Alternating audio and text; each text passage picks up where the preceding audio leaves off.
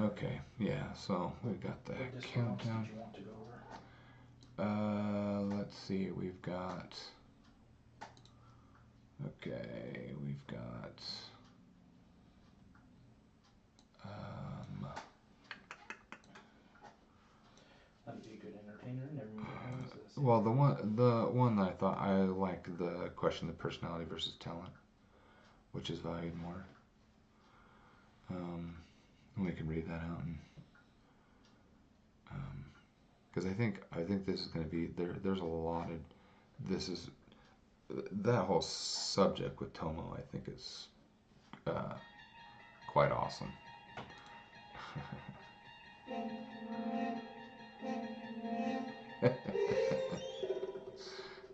What's that? It's somebody here to, and we don't have the alert thing on here. So I'll add that to this stream. I just think it's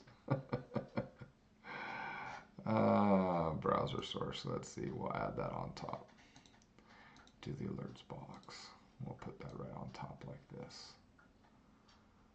So do that here so people can see. That'll work. Okay, I just think the hello Nick, we'll be getting started soon, and hello Sarah. Um, just setting things up. Sneaky, sneaky, sneaky, huh? Looking at this, I like the things that Tomo was bringing up. I don't know if you want to go over all those there, um, but I think I really like those questions. I really do. Okay. And then of course the questions that have been sent to me, I think that works as well. So, what was your favorite memory you can always smile at? What was your childhood? Yeah. Well, yeah. Just leave those there. We'll go over that, and then you put the one that you want to talk about on another page, right? Okay. 2 minutes 43. Oh, I better go grab that coffee. That lukewarm water. Oh no! Did you turn it off? You're not supposed to leave them off. You can leave them on. You can leave them on for 8 hours. That's how you get hard water in it. That's why I have to clean it every day I get here. Okay. Well, that's not good. That's why you have a sink and you have a scrubber and you have soap.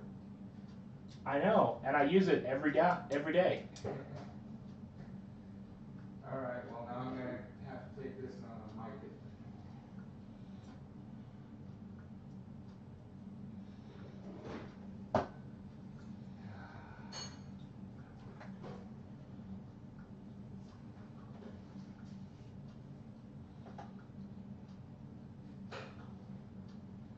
What's the timer at?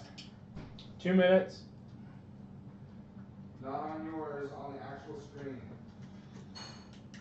1 minute and 15 seconds, or 45 seconds. I don't know where 15 came from. All right.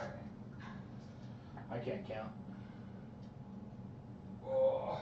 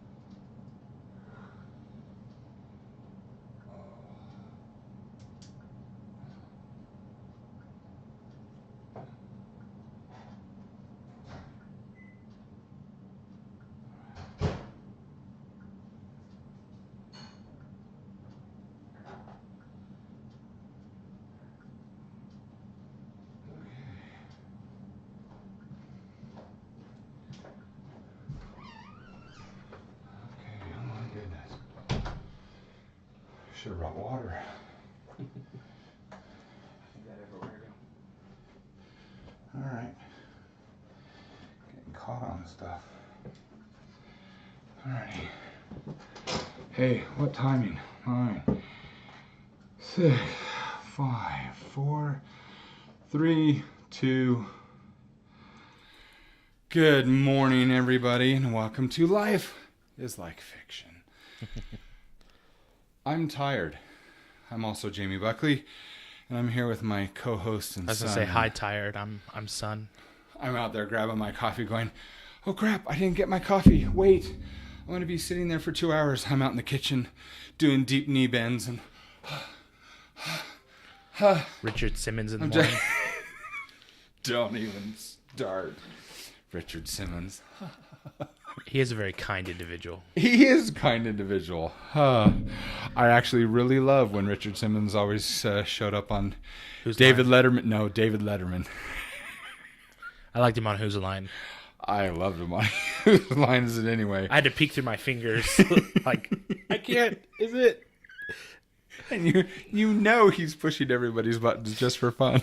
But that was half of Who's Line. You're looking at it like, I can't watch this.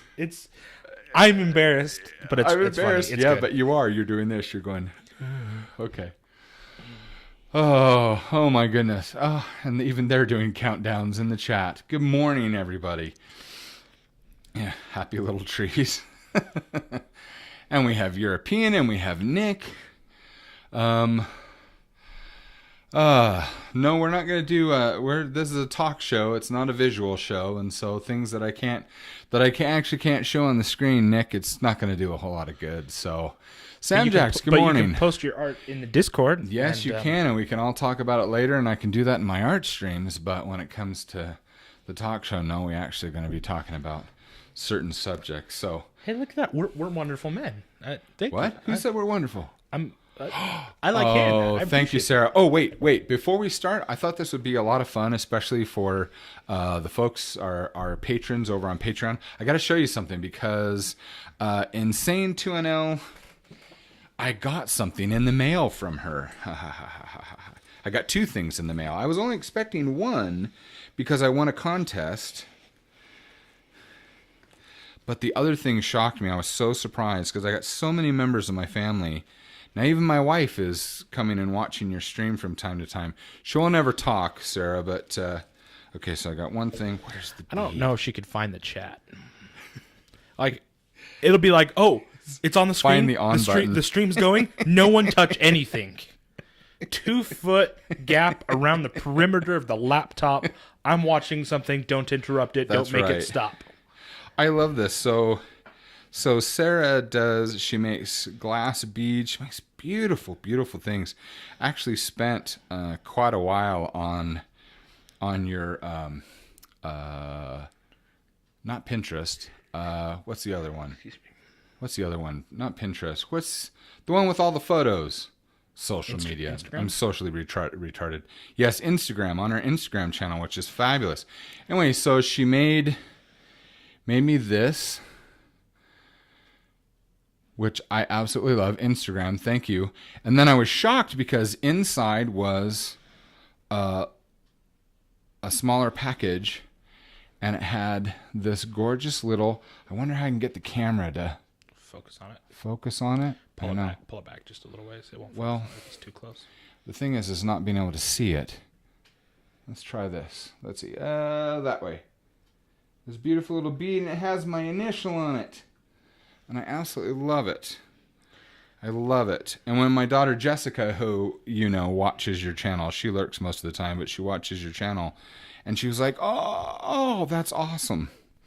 But she had on her Instagram, she's like, I'm trying to figure out how she makes the pigs. She made pigs. She made a stacked hamburger bead with all the pieces.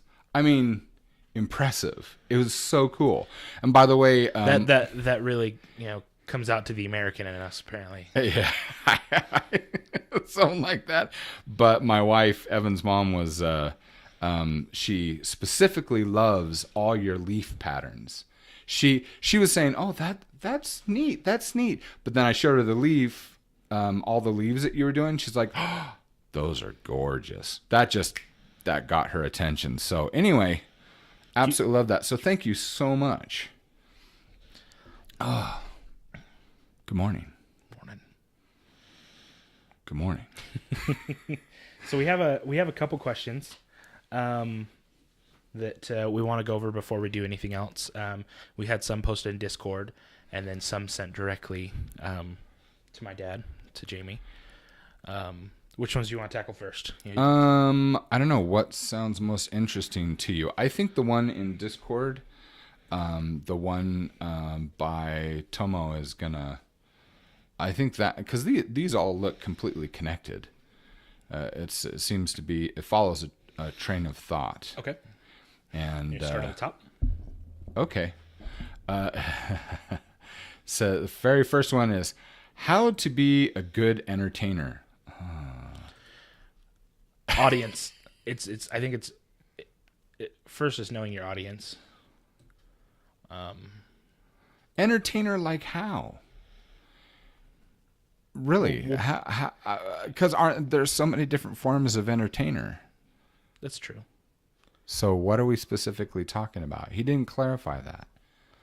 So let's see. Entertainer. Let's see. I'm not a stand-up comedian. I'm not what. Well, the thing is like that's why I said it depends on your audience. You know, take for example, gaming. Okay. You know, they could be some of the best Twitch streamers take like Civ streams Hearthstone. Popular for streaming Hearthstone. Knowing the audience that enjoys the game and being well versed in that, I think having a light personality tends to apply more than. Okay, so I have a good example. You know Cage. Okay, so Cage is someone who comes and is one of our friends. He comes and I guess I can't say that because dark humor individuals.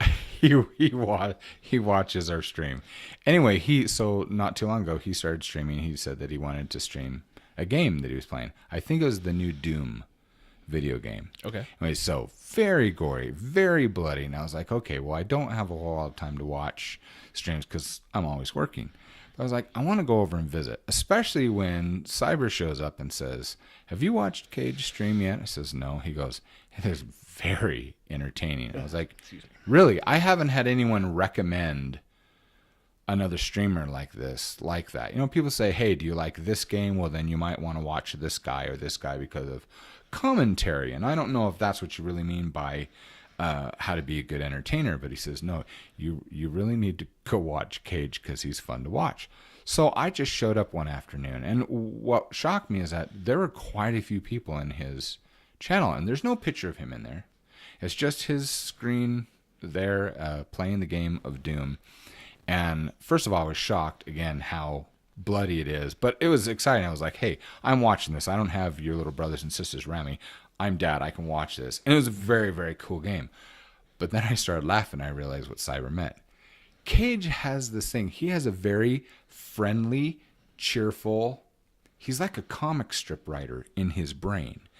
So I had this conversation with him yesterday when we were talking about different streams. So if you want to know what makes someone a good entertainer, at least on Twitch, so these are the things he's actually thinking in his mind, but he's just decided to get himself into the habit of just saying everything out loud while he's streaming. That's way too dangerous to do. Like, I can't. It depends on who you are. For you, I would think that's probably very dangerous.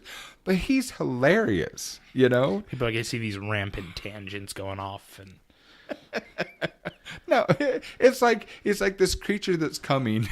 I remember I actually wrote something down at one point because I was laughing so hard. But it's like he's going down this corridor. He's got these big. They look like lizard apes. I don't know what they are. They're all aliens, but are just charging at him. And he's trying to hit them with an energy weapon to stun them, make them fall over. And then he goes up. He stuns one. He goes up, and they have these big tusks.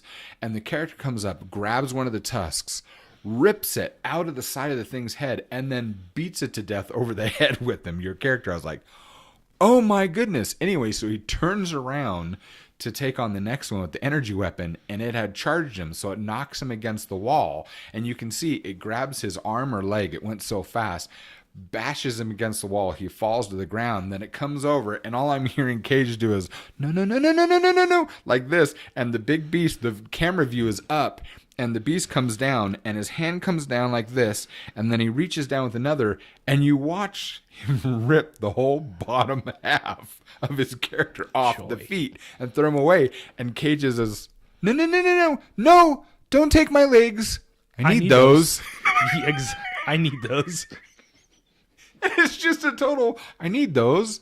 And then there's this pause. He's like, well, that wasn't very nice. And I just started laughing. I was like, okay, that's what I told him. I says, okay, Cage, now I know why everyone's saying you need to go watch Cage because he's entertaining. So. Fair enough.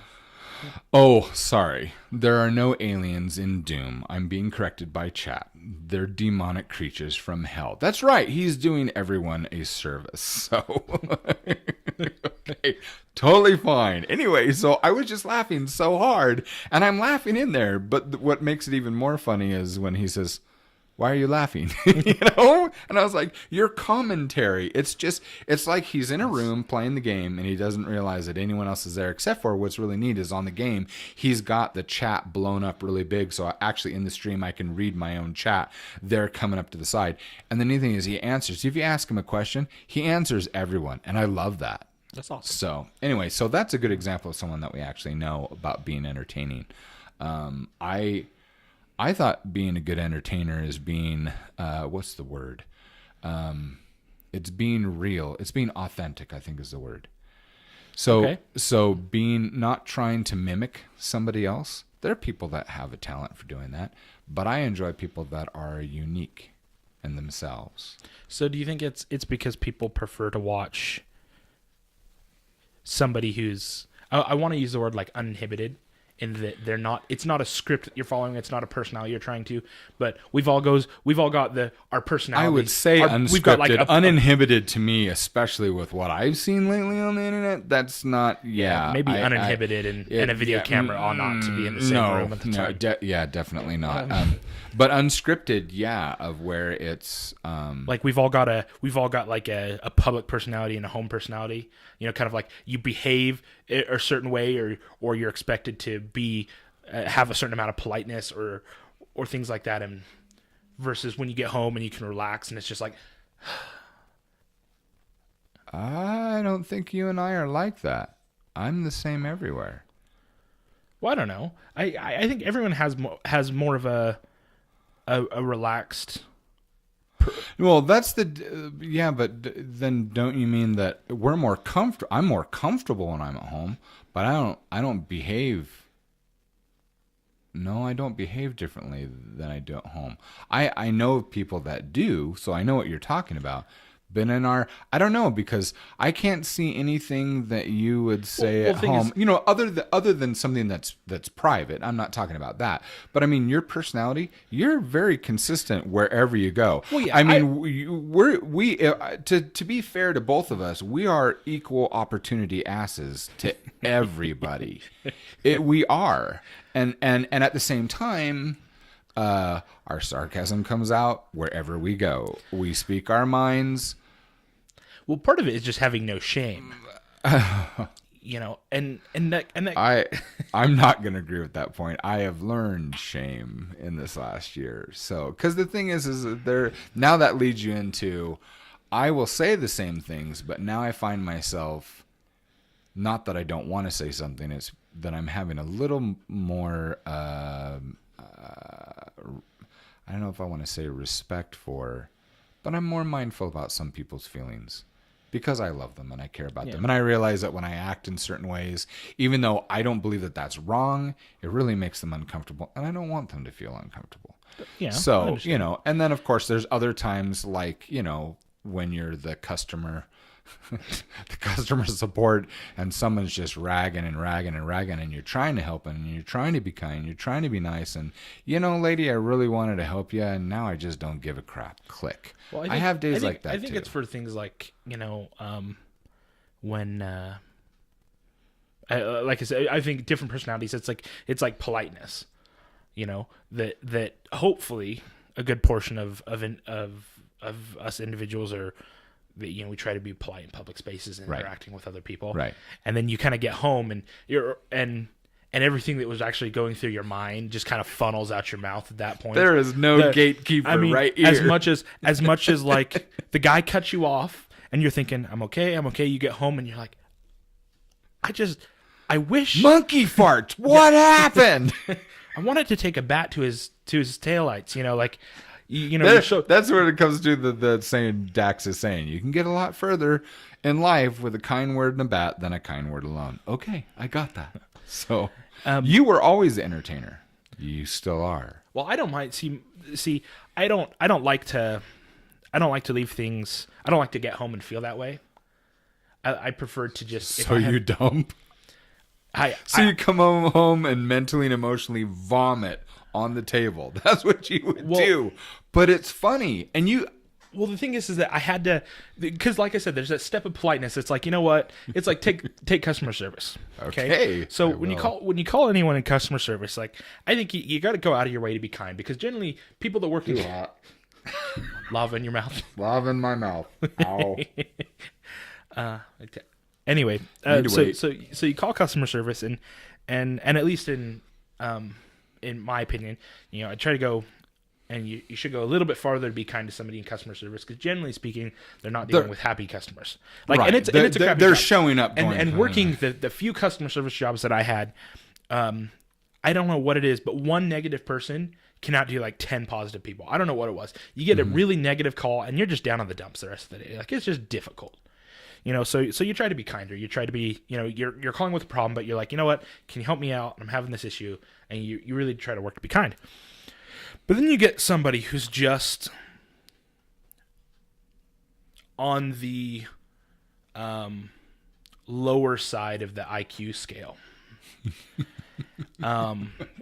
You made something idiot-proof, and doggone it, they made a better idiot. And the thing is that they're trying, and so you can't really get mad. Like, they're really giving it their all. So you're like, yeah, I don't want to snap at him. I don't get mad. He's not helping me, but I don't want to. Even though he answered that question 6 times with the same line from their script. And I'm kind of like, maybe we can get somebody else. Like, I don't, and like I said, so you're trying to be kind. And then you get off the call and you're just like pulling your hair out. Like, I don't want to be unkind to him, and I don't want to make his day worse. But I need this fixed. But man, that guy needs to like stop chewing rocks and like, don't stand at the nozzle when you're pumping gas. Don't test the lead paint with your tongue. Like, yeah, and and so you get off the call and you're thinking, oh my goodness, I can't believe I just sat through 2 hours of trying to not get mad and work with this individual, because he's obviously new at his job. I find that I try to be really patient, and I figure probably better me than someone else at this point, because I feel like I can hold my cool. But then you get off of it and you're thinking, I don't know what to do with myself anymore. I feel like, and you're just astounded. You sit back in just amazement, like, how did you? And then you start to feel better, like, I'm not that bad off. Have you ever at any store, and I'm sorry, but it's usually Walmart, but any store where you go up and you end up, either you're in a rush, you've had a bad day, or you just want to get away from people, and you end up with the clerk that's being trained. He's trying to scan it. Okay, I got one for you. I got one for you. Because I have literally had days where I've looked, and you look at the trainer standing right behind. Hi, we're gonna go through this, and I'm trying to teach him. I says, oh, and I look at the new person once in a while. I look at it. Okay, it's the husband in me. I don't do this with women, but I will do this with a guy, and I just look at him and say, oh, this is going to be a bad experience for you. The thing is, and then I'm just sarcastic. You say that, and they just look at you like, I know. Like the light in their eyes, they're just like, I'm aware. I've been in a bank. I've been in a bank with Papa when he's done with the exchange at the teller, and he's with this nice bubbly girl who I'm pretty sure someone tied her shoelaces for her, and she's dealing in money. And he goes and he says, oh, wait, I need to get change and things for lunch. And he says, could you please change this $100 bill from the money that she's already given him? Would you please get me change for the $100 bill? And she says, sure. How would you like it? He says, I like 4 20s, 3 10s, 2 5s, and 5 1s. And she goes, okay. And she can't. I stood there and Papa, my dad looks at me going, and she's counting it all out. So and he literally, and of course my daddy's like, I'm not touching that. She says, why? He says, dear, I gave you $100 bill. You need to give me $100 back. Count that again, sweetheart. And she's like panicking a little bit. Well, okay, I'm so sorry. So when I was one of the girls I was dating, she was working as a cashier. And Walmart specifically has a training program before you're allowed to be cashier to not do that. Really? Because they had so many people giving out so much extra money that if an employee feels like they do that, they hit the panic button for a supervisor to come out. If they feel like someone's trying to trick them into giving more money. I'm not even kidding about that. Wow.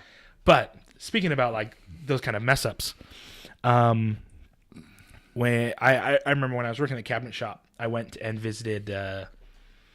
I went to Dairy Queen for lunch, and I was there with a couple of other employees. The lady, like two groups in front of me, she goes to slide her car, and she looks at the price, and she's like, "That better not actually be the price. $904, right? It's supposed to be $904, but the new girl." And she goes, That's not. I'll fix it 1 second, and then changes it to $1,129. And she's like, I think I'm going to get somebody. And Liddy's like, that's okay. I'm going to go somewhere else. And like almost the whole line clears out. And I'm sitting there like, I'm too lazy to go somewhere else. I'm just going to. Can I have her food at a discount? You've already made it. I walk up and she's looking just defeated like, I don't know what happened. I was like, well, I probably wouldn't charge that much, unless your fry sauce is increased that much. And she's like, I should go home. Oh my goodness. But obviously when someone makes that kind of mistake, like, you have to recognize that it happens. And yeah. And most of the time there's a way to fix it in a try to manner. Be kind. But that's the lesson today, boys and girls. Try to be kind. I don't even know what to do when you do a voice like that. I don't even know how to respond. So how to be a good entertainer? I think we're just back to the short answer I think it's to know your audience, like you said in the first place. Know your audience, and other than that, I don't know. To be a good entertainer. Yeah, and the thing is, to be yourself. And knowing your audience is difficult too. Just like take Imgur. I don't know. I don't know my audience. I don't. I have for all the time that I've spent on Imgur, I'm either laughing my butt off, or cringing, or I have no idea what's wrong with people. Because it depends on the time of day. You either get the adults or you get all the teenagers, and teenagers annoy the hell out of me. And I can say that, and I didn't realize I was getting older until I started looking at teenagers and younger kids and thinking, I dislike you, and I don't even know. Like, I see them walking along the road, and I'm like, look at those teenagers just walking. I kind of joked with there was a comic strip, and it had this guy sitting there, and he's talking with his wife, and he goes, I don't like electronic music. I don't like dubstep. Okay. She's like, that's okay. You don't have to. He goes, but isn't not liking new music the first sign of getting old? She's like, let me see. So they call in their son. They're like, tell us about the latest game you've been playing. He goes, oh, I've been playing Pokemon X and Y, and he starts going off, and then the script kind of goes into scribbles, and the dad goes, I don't know what he's saying, but I hate it. And I kind of feel that way with some of the stuff. Like I'll listen to my little brother start talking about stuff, and I'm like, I don't know what you're talking about, but I hate it. Like I don't know. So as far as that goes, like I did that the other day when Simon is just going on and on and on and on and on, and I turned to him and I said, I'm sorry, Simon. Were you talking to me? And he goes, yeah. It says, you lost me at dad. What? Okay, so disliking teenagers. I get a call. Hold on, because some of you know Simon. He's such a smart kid. He literally, if you let him go, he will melt your brain. Just FYI. That's all. So I get a call from a friend of mine I haven't talked to in a while. His name's Daniel Perry. And he says, Evan, he says, guess what I stumbled on? I was like, I don't know, but I feel like I feel slightly concerned. He goes, I found your old MySpace page. I was like, oh, no, you didn't. Oh, no, you know, and he goes, yeah, 13-year-old you. Okay, so I'm sorry. Okay, keep going because I'm gonna see if mine still okay.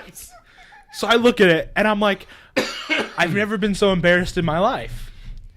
And he goes, and so he sends me the link and he goes, I'm just letting you know because you might want to bury that deep somewhere. Oh no! 6 hours. 6 hours of working with customer service, and I cannot get into that account. It's still up. It's still available. It's still, and I'm looking at it like and then that caused me to go back. So I generally don't have social media accounts. I don't have Facebook. I don't have Instagram. I don't have Twitter. I don't. Well, MySpace is all music now. How long has it been that way? A few years. Anyway, mostly just because, as far as social media, for you guys to know, I just don't care. Like, it's dramatic and people overreacting and a whole bunch of stuff like that. I just don't care for that. But I did at one point, So the last time I had logged into my Facebook was like 4.5 years ago. So I log into my Facebook and I go down from the feeds from when I was like 16, and I'm thinking, I'm pretty sure that's not me, but I have really nice legs. Yeah, I wouldn't go. I wouldn't go diving through MySpace at this point. Because the thing is that I didn't know I had that kind of operation. Okay. Anyway, and so I'm going through some of the old Facebook things, and I'm like, I can't. You're looking at everything just like cringing. And you guys are aware of the post. You've got like all these teenagers, like these vague, statuses or like what the crap you ate for breakfast, lunch. Yeah, just whatever. A whole bunch of and everyone posting song lyrics of how deep their relationships and everything. I'm looking at all of it and I'm just like, I'd beat this kid up. And I was talking with Bentley about it, and he goes, yeah. He goes, looking back at all of these things, and it's just like, can I just cover all of this with a blanket for no one to ever see ever again? And the funny thing is that I hate Facebook, and yes, Facebook, if you heard that, and yes, I know I'm everywhere on Facebook, and I run some communities on Facebook, but I still hate it because I think it should be renamed In Your Facebook. That's what I think it should be called. But here's the thing. Facebook has a use. If nothing else, it has a use. 2 uses, actually. It indoctrinates every single human being into social media so that everyone's connected. And it doesn't matter. It really doesn't matter anymore whether or not you want to be on Facebook or not, because if your friends talk about you, or if all of a sudden your friends from, you went out drinking one night, or you went on vacation together, or your school pictures together, and they post them and you're in it, you're in Facebook. Yeah. And people start connecting things and you're there anyway. And they're going to data mine you. They're going to do those things. I'm not saying that means that you should just give up, but the thing is everyone's involved in social media anyway to a degree. But my point of what I think that it is useful for, I actually think there's a good use for it. Only one, actually, in my mind. I know there's lots of uses for it. We could find all sorts of things, but I would just say I would rather go through another social media platform than Facebook because I don't trust them in any way, shape, or form. But the one thing that I like is because it seems to be anyone that really spends a lot of time on Facebook for personal reasons, the IQ... Well, I don't know that they have one. The use for Facebook is for employers. because you can go. Yeah, because you can go in, not this person. Nope. Yeah. Nope. Say, I do this and this and this, and then I can see what you've been doing for the last 2 weeks and see how you act and treat people, see what you actually believe in and see what kind of personality you're going to bring to my place of business. The reason, because I agree, it's not like, I just don't have the accounts. I don't want to participate in the drama because it's like every time you show up, it's vomit. I try to tell people you don't. I've been telling this to teens forever because I was involved with Facebook before it was open, when it was only between colleges, and I wasn't involved. It was the college students were buying my Wanted Hero comic books, and they said, "Well, can I share this with my fraternity?" And I said, "Sure." And he sends me an email that Saturday morning, and I was like, I spit out my coffee. I'm like, he says, I sent this out to 20,000 of my friends, and I had this huge surge in, selling my comic books. And I thought, hey, Facebook is pretty cool. But here's the thing. There seems to be a lack of grasping a simple truth about the internet.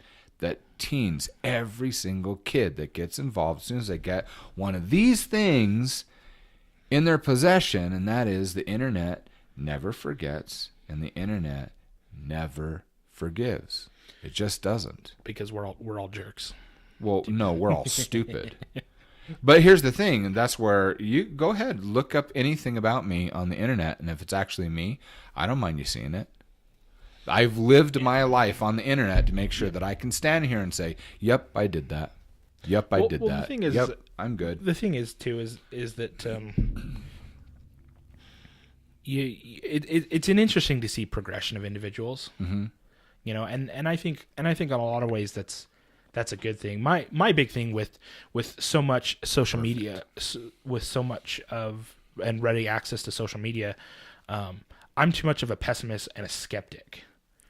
Because, take, like I said, Facebook is just vomit. It's just sharing this story and this story of somebody stole this picture, somebody added this caption, somebody then made up this story behind it, and now it's circulating like wildfire, and it's all fake, Well, and you do realize, you just have to go to the real sources of truth when that happens. Things like, like the statement made is, you can't trust everything on the internet.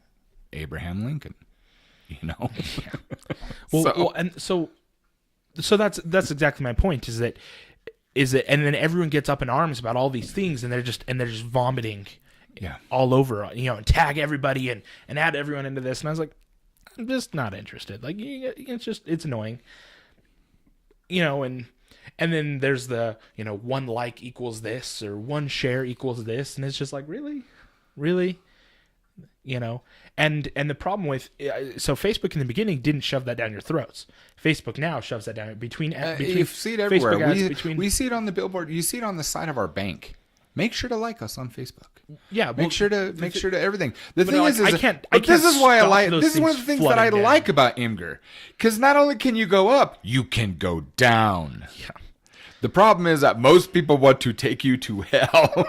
They want to drag you down so much. But the thing is I still prefer free will.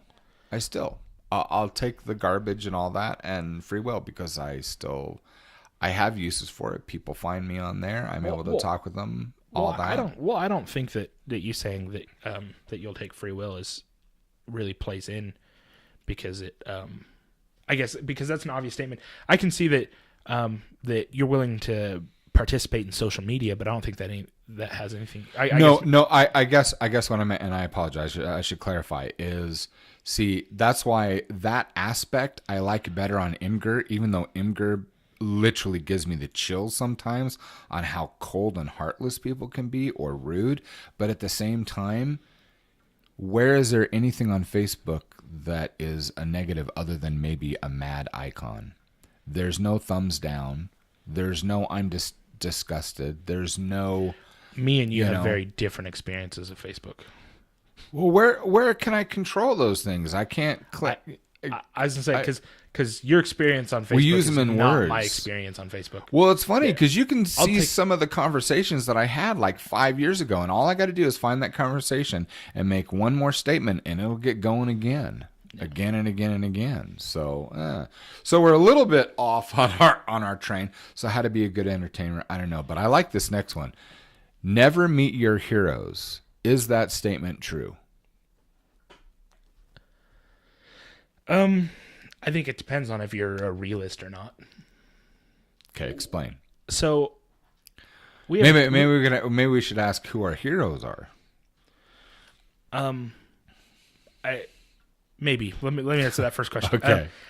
Because I think the problem with having a hero is that you often build them up in your mind, and forgetting the fact that unless your hero is some very odd something, they're human. You know, and the thing is humans make mistakes. Humans are imperfect. Humans have, as much as, take I don't know, there are tons of examples. I mean, take Martin Luther King Jr. Okay. For everything wonderful that he did. There's that third of people that are like, but during his campaign for all that, he committed adultery. He slept with another woman. He was married, and it's kind of and they're like, a lot of people said they lost respect for him. And the thing was, does it detach from his message? And some people are like, of course it does, but and back and forth. And the thing was that regardless of anything that in his personal life or other things, what he did and what he stood for were good things. What he helped achieve were wonderful, good things. If you take any human being, other than, in my opinion, other than Christ, you take any human being, you can isolate an aspect of their life and destroy them if that's what you're going to focus on. So what's the roundabout? Here's the funny thing, and maybe it's not funny to some people. I mean, I have a very, very dark past. Was I an evil kid? I don't believe so. If I met, and I've met other kids that I think are pretty close to like what I was, and thing is I am who I am now because of those things, and learning, going down a bad path so long and realize, what the crap am I doing? I don't want to end up here. I don't want to be here. I don't want to do these things. And you come back, and now I'm able to use those bad situations and bad choices. I'm not going to say, those were all mistakes. No, I own the crap that I did. But at the same time, it also allowed me to learn, and I use those, I use as examples for you, for my own children, but also when I teach, and I teach kids every week, and I say, look, trust me, I've experienced this and this and this. Don't go that way, because when you do this, this will happen. So one of the advantages and what I think is, a blessing and a mercy is that God, the universe, whatever you guys want to call it, allowed me to have these experiences, so now I can use them to the benefit of others, so they can avoid some of the road bumps and the pitfalls and the, barking dogs, cars running them over, and people trying to blow up their heads. So yeah. Well, my point is that I think that when you have a hero, you tend to create this image of them in your mind. So you take the thing that you love about them, that drew you to them in the first place, mm-hmm. and then in your mind you've all of a sudden created this full circle of all these other things that you love, that you want them to be. And then these people meet the individuals, and then they go they don't fit into that category that you created for them. I'd pay a lot of money to meet Colossus, but I've never met him. And so it's often disappointing. They say, don't meet your heroes, it ruins. Well, the thing is that, in a lot of times we kind of blow things out of proportion. We kind of create these illusions. Wait, you mean Wolverine does not run a circus now? So we create these illusions, and we can't really expect people to be what we want them to be. We shouldn't. We can't. I can't go to you and go, I thought you were this way and all this, and then I'm disappointed that you're not. Well, why should I have to be your expectation of me? Why do I have to be your? I agree, but here's the thing that I completely agree with you. The sad thing is that I think this question that was asked, "Never meet your heroes," is that statement true? That can be answered at different times according to who the individual is and who the hero is. And so I love your point. And the question is who are your heroes? Like for me, if I was to say who is my actual hero, it's my dad. My dad is my hero. I know stuff about my dad. I know lots of things that my dad's done wrong. That's irrelevant to why he's my hero. And I like what Melody brought up here in chat. The difference between a hero and a role model. Yeah, the difference between a hero and a role model. But the thing is, a role model can be a hero. To me, we have to define these things, don't we? To me, it's interesting here you say that. Why? I say that so often, but that's something that we do. And the thing is this can be a really good conversation, still have different definitions. But the way that I've always defined, because my book, all the fantasy books that I write are based on this, and that is a hero to me is a very simple thing. A hero, by my definition, and only mine, I get this, is doing something for someone else that they cannot do for themselves. Simon has been a hero to me. Simon's 11. Winnie has been a hero to me at times. She's only 7. So, but my dad, your papa, has always been my hero because of his conduct, for all the things and struggles that he's had that every person has. My dad reinvents himself every day. My dad does not ever give up. He taught me, son, look, if you just get up, nothing else but get up one more time, then you're knocked down. Eventually, you're going to win. He taught me how to be a husband by how he treated my mom. So these are all the things that, for everything else that's going on, I still look at him both as my hero and, like Melody said, my role model. So that's a good point. Thank you for bringing that up, Melody. Anyway, so that's how I define it. How I define it. But if you're talking about, meeting your heroes, I can't. If you're looking at it on the bigger scale, I can't. Captain America doesn't exist. Thor doesn't exist. There's a lot of. I would have a huge list. I would want to meet Willy Wonka. I met Willy Wonka of the MLM world. That was funny, and that was really cool. But all of my heroes, if I put it in the category of heroes the way that I think that it's implied here, I can't, because all of my heroes are fictional. But the heroic people, or role models, I know all sorts of things about them. And no, I'm glad that I met them.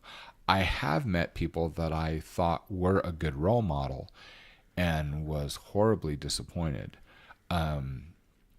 Your siblings were talking about a series of books yesterday when I came home. And I turned to your mom and I said, these, and I'm not, because I do believe in don't speak unkind about your neighbors nor do them any harm. I'm not good at that, but I'm trying to be better at that. So I don't want to say who this person is or their books, because I know people that I care about that have read those books that don't know what I know and have benefited from them. But I told your mom I don't want those particular books in my house. And she said, why? I said, because I know the man who wrote them. And he could change like everyone else. All I know is that my experiences with that individual, I don't want that thought process or that heart that's behind those things. I don't want them going into your brothers and sisters. I don't want that tainted, because it was so beyond ew. Yeah. So. Okay. See, anyway. I think my off on a tangent, but my answer to that is because I don't really have any heroes, and the reason why is because I don't. Because of that, it's so easy to create and raise someone up to be something that they're not. I've always looked at it more as, situations. In this situation, this person did this, and that's a good example, and I want to praise them for that. I like that. But if I can keep the instances isolated, then I don't have to blow up. It doesn't matter what you've done the rest of your life. For that instance, you were an example to me. That is a really good point. And so I think teaching, and so I'm kind of against the idea of having this personal hero or having these, or even saying that person's a good role model. In how many aspects and what, and then because I personally start to raise people up, take, the latest one that I've really, really appreciated, take Jordan Peterson. Okay. There's very few things that I dislike about him, but there are things I dislike about him. But rather than take him completely on just everything about him, I'll take, what this subject and this lecture and this subject and this lecture and go, I like this one, and I appreciate this one, and I can judge what he says this one as I believe. Everyone has good days and bad days. That could be. Take another one. Take Steven Crowder. Okay. It's really touch and go. Oh man, and it's kind of gone a little bit downhill for me. More, It has for me too. But the thing is that I don't look at him as a role model. I look back at some of the things that I really appreciate he's done. It's the content. It's when I look for the shows. All right, what subject is he talking about? Well, no, it's too mockery, and he's trying to entertain and be funny. And I don't think a lot of the stuff is funny, which is irrelevant. That's not what I'm there for in the first place. But I see exactly what you mean. But you know what's funny? You know what you just did just now? You just helped me to see, all right, wait a minute. I'm realizing I'm not a hypocrite. I just, I need to fix one of my, because your example there about situational, I think I need to go back and correct that with your mom and your brothers and sisters. Here's why. Because I just realized I had the exact opposite experience 7-8 years ago. Some of the best instructional books that I've ever had on priesthood.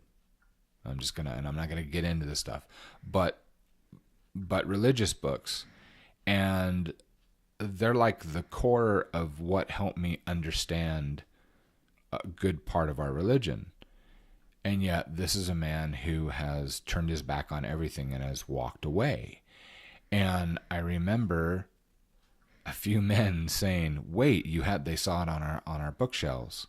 And they said, wait, you have those books? Don't you know that he's, done this and this and this? And I'm like, that doesn't invalidate the good stuff that he did before he did that. So I just realized, I just missed that point with the author that I was talking about, because he wasn't always this way. And also when I met him was after he had made millions upon millions. And I've met a lot of people that I knew before, and then they made millions of dollars and went just bat crap crazy. So you know what? I'm going to go home and correct that. That's a great point. Well, and because if he wrote these fantastic books that have helped all these people, why am I judging the good stuff he did back then with what I know personally about him now? I'm wrong. Well, so, and it's like, see, and I even asked for directions. Anyway, I think because take the example I used earlier. Take MLK. Take what? Martin Luther King. Oh. Jr. So I thought MLK was that music group with the white guy and the black guy, and okay. Is he? Wait, is that popular music? Am I old? Listen to his speeches. Listen to his races. Yeah. See the rallies. See the changes. Feel the passion. Is he a role model for a marriage? Probably not at this point.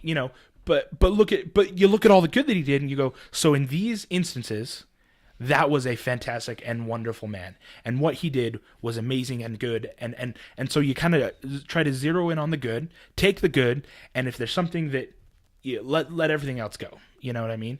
And so I kind of want to take that point with heroes. And it does depend.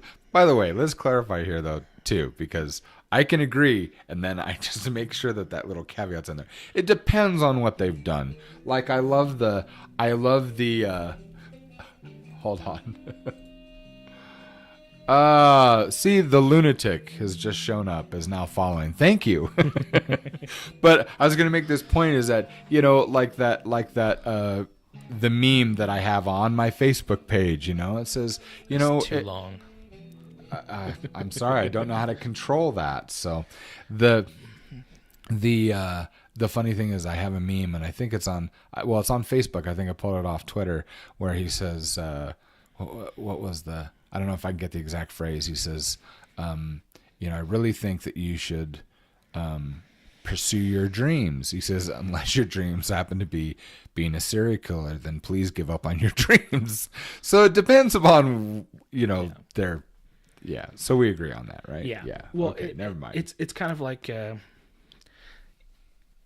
obviously there's that clarification, which I have a joke for that. So, okay. So this lady's at the psychologist or psychiatrist, and she's saying the voices in my head just won't stop. And he's thinking, I can help you. I can give you these medications to help. And she's like, oh, thank you so much. They're constantly going all day long. And so he goes and he's writing her up this prescription. And he goes, just out of curiosity, like, what are they saying? She goes, oh, the average stuff they say to everyone. He goes, well, like what? She goes, like, don't hit that person. Don't kill him. Don't run him over with the car. And he's looking at the prescription. He's just like, rips it up like, you can leave. You're fine. And she goes, but the voices in my head, he goes, they're supposed to be there. Go ahead. You're good. Like mine that constantly says. Anyway, so I don't. So I think. Sorry, I'm listening to them again. I think the trouble with heroes and the trouble with that is wrong. Is that when we give someone that much power, without them knowing it, without them being responsible for it, inevitably we're going to be let down. Almost inevitably we're going to be let down. Okay.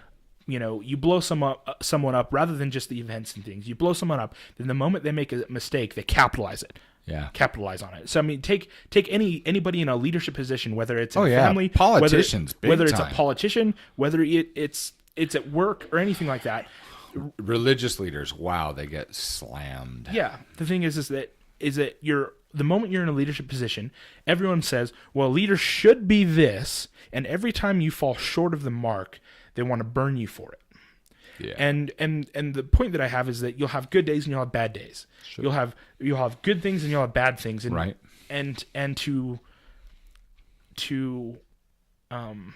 blow them up to be you're supposed to be this and not making allowances for people being human, the fault is on you. So you say don't meet your heroes, they'll disappoint you. Well, what did you make them out to be? Because if you made them out to be something other than you didn't accept them or acknowledge them as they are, you're judging them by what you want them to be, and the simple answer to that is screw you. Well, yeah, and so that's not for you to do. Exactly. I mean, in general, just heroes. I think that just take people on the events. Take people. You did something good. Awesome. You are a role model for that subject. Like what Ben Shapiro says about Trump, President Trump. He says, "Look, I'm not the, he's I'm like, I didn't vote for fan. Trump. I didn't vote for him, but let's do this. Let's praise him from when he does good, and let's criticize him when he does wrong. Okay, that works. So that phase is into here's the one that I really really want to go over: personality versus talent. Say hi to the other follow. Yes, we need to say hi to everybody. So let's see. Say hi to everyone real quick. Yeah, let's go back. Let's see. Wow. Oh, and I just, while you're looking over that, for Mr. Wares, I wonder when Facebook will beat Dota in the category's most toxic community. Facebook and Dota can have it out, but they won't touch League of Legends. So, I mean, we live, not too far from the Salt Flats. And I think if we took all the salt from the Salt Flats and condensed it into a swimming pool, it would not be as salty as the League of Legends community.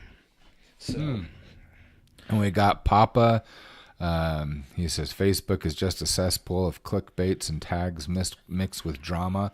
Well, yes, you missed one thing. You need to add one thing. Mixed with drama and price tags, because everything costs now. Let's see. Well, if you think about it, I think 99% of all players on any multiplayer game has Facebook, so it's more toxic already, which is back to your point, Sal. Mike says, I was actually scared of Facebook once. You should be scared. My friend made an account about the police and me being an idiot believing that it was true. Okay, yeah. Okay, so if anyone ever, if you were in trouble with police, they would knock on your door. Don't worry about it. Look up the subreddit I Am Very Badass. Just at some point in time. I recommend it. It's cringy. Oh no! But it's people on the internet like don't make fun of me. I'm a Navy SEAL. I can find you. I can It kind of goes off into this whole big, I can slit your throat and kill you in 40 different ways, and I will hunt you down. And all right, I guess I'll see you in a few minutes. Like, what do you want me to? Good luck. I don't know what you expect me to say. Because that's so blatantly... Okay. It's because everyone's a Navy SEAL on the internet or something like that. Everyone's a Green Beret. Save you a piece of pie? Everyone's this extremely skilled assassin and has... I'm not. I'm everywhere. A professional watermelon eater. And... I'm just saying. Let's see. All right. We've done the difference between a hero and a role model. Good morning to Gentleman Chat. Good morning, Melody. And remember, keep the volume low because we know you're at work. Okay. You always... Or turn it up and let everyone pull up a chair. That's right. Tell your boss he needs to listen to us. I mean, you give us his name. I'll call him out. Because how can you say no to Melody when she has the cute pink bunny? You always have to define terms when you have conversations. Yeah. That's true. Hopefully, with a good portion of conversations, those terms have been set. We have kind of a general social construct that a lot of terms Mine and Evan's conversation preset. Is always like in a flow. It's always in transition. We have the same core beliefs and everything else is up for combat. So Mike says... but the nice thing is that we love each other so much, it's all going to get worked out. Smite says, exactly, Evan. There was like a fat kid in our class, and everyone was scared of him. He would be all tough and think he beat everyone up, and I was literally the only one who didn't care about he was. Yeah. The big thing is like everyone wants to talk and everyone wants to act big, and the big thing is ignore it, because most situations aren't gonna come to a head. Most things, you could say I could beat everyone up, but it's unless something goes seriously wrong. There's not going to be a situation where he has to prove himself against every single other person to see whether he can beat him up or not. Or well, let me give you a real life example, because I come from a background that I was not always a nice person. We'll just leave it at that. And I will tell you this, and anyone who has seen physical conflict to the extreme will tell you this: it's not the barking dog you ever have to worry about. It's just talking. It's the quiet one. That's the quiet dog you really need to be careful about. Because when we're going to hurt somebody, we're not going to bark. You're just going to get bit. So there is no... And animals, I'll tell you this too. Animals can smell other animals. We know our kind. And there usually isn't a conflict between us. You know why? Because we've been there and we've done stuff and we know it ain't worth it. So keep that in mind. Someone's going, I could do this and that. Shut up. Really. Shut up. Okay. It's like my in-laws talking about, well, if you don't own this many guns, you're not manly. And I'm like, oh, really? I was like, okay, whatever. Like, whatever. Okay. Okay. I don't have 20, 30 firearms. But, and like, if you feel like you need to prove yourself that much, like, I don't know what to tell you. So okay. You're right. And it's the same, and often like we know from a psychological standpoint that mostly individuals that are bragging like that or going through that, it's because they're fairly insecure. I'm sorry. See, it's that little voice. See, in my mind, the little voice is called the cartoonist. It's called the cartoonist. I'm sorry. Everyone that knows me in my community, family, and friends, mute your whatever you're listening to right now. Because what I would say to someone that says, you're not really a man or whatever if you don't have this many whatever, I would turn to them and say, are you saying that because you have a small penis? So the joke is like any guy that has this big massive truck is overcompensating. I don't know. It's like driving around with my buddy Craig and my buddy Jeremiah. A lot of very, very short people that have massively freaking huge trucks. They need a ladder to get into them. Yeah. Or a midget pony. A good portion of them use their trucks though. I don't care. But you're right, to a degree. So it's like, because we've all heard that joke. So we're driving around a little this beat up Geo prison. It's this beat up, it's falling apart. The thing can go like 35 miles per hour. Like it's just in fifth gear. And we pull up next to this big, massive truck, and this guy sitting there, and he's revving the engine, looking at us like, haha. And I'm with my buddy Craig and my buddy Jerry. And let's say I was 16 at the time, and they were like 21, 22. And Craig looks at him, and he's like, sorry about the small penis, bro. And we're at a stoplight, and the guy looks at him like, I'll run you over. And Craig's like, sure. And then like the light goes, and he zooms off, and we're like trying to get up to speed. Like we're hoping between the green light and the red light, we'll be able to clear the intersection because the car goes so slow. And the guy's like, you want to fight? And we're like, no, we feel bad for you. Like, we're sorry, And yeah, those are the same kinds of friends that I had growing up. We would pick on. We're out in the mountains, and oh my goodness. Yeah. So we're driving, and he's just. We end up pulling up to place to eat, and he goes, "What? You just want to fight? You just want to fight?" And we're like, "No, we really don't. Like, I just feel bad for you. That's all. Like, I mean, I could. Oh, that hurts. I'm sure there's support groups, and he's just going off. And we walk into and obviously nothing's happening and we're just kind of chuckling about it. And he's just so mad, and he drives off in this rage and I think it's like, okay, well we probably shouldn't have opened our mouths. That really wasn't a kind thing to do. But the whole thing is that I'll fight you, I'll destroy you, all this, and you're like, will you really? No. And so every time someone over the internet, like, I'll find you, I can track your IP address, I'll hunt you down, I'll beat you to a pulp, don't make me. And I'm just like, so should I order pizza first? Like, how long do I have to live? Because I need to get my affairs in order. And they look at you like, what? And it's like, so like 2 days? Like, do you need to get on a flight? Like, I don't know what. Like, do I have to pick you up at the airport? And you say stuff like that, and generally they're like, oh, he's not taking me seriously, which makes them more mad. And then they go off, and you're just standing there, and they're digging this pit for themselves, and you're handing them the sharp shovel, just like, keep going, and just like, go, yep, a little bit more, just a little bit deeper, here you go. And then you get down there, and they're just...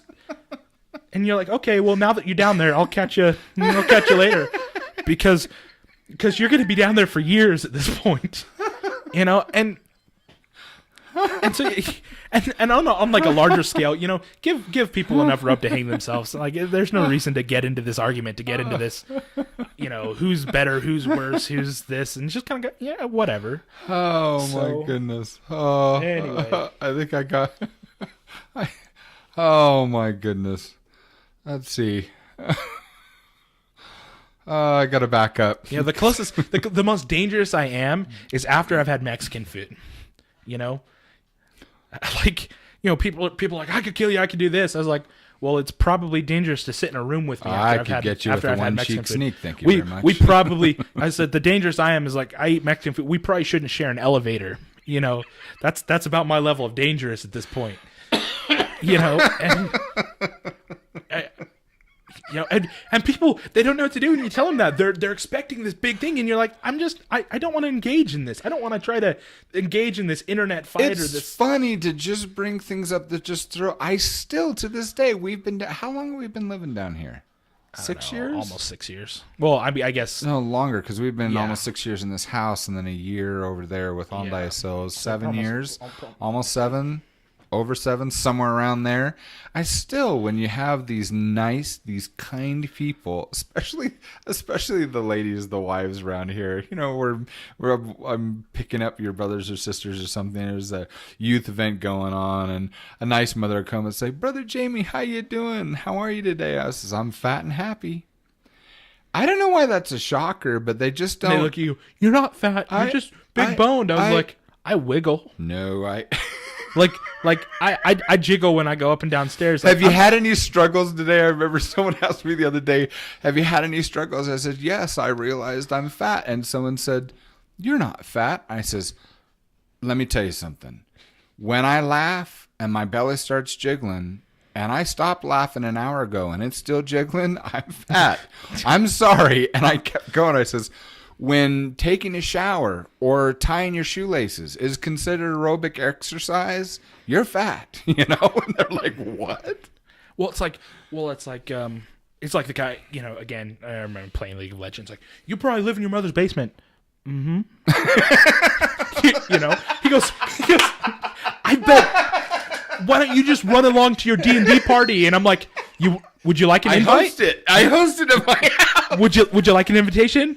Because we could use another person, especially with a large ego, because we need someone to just die consistently for us.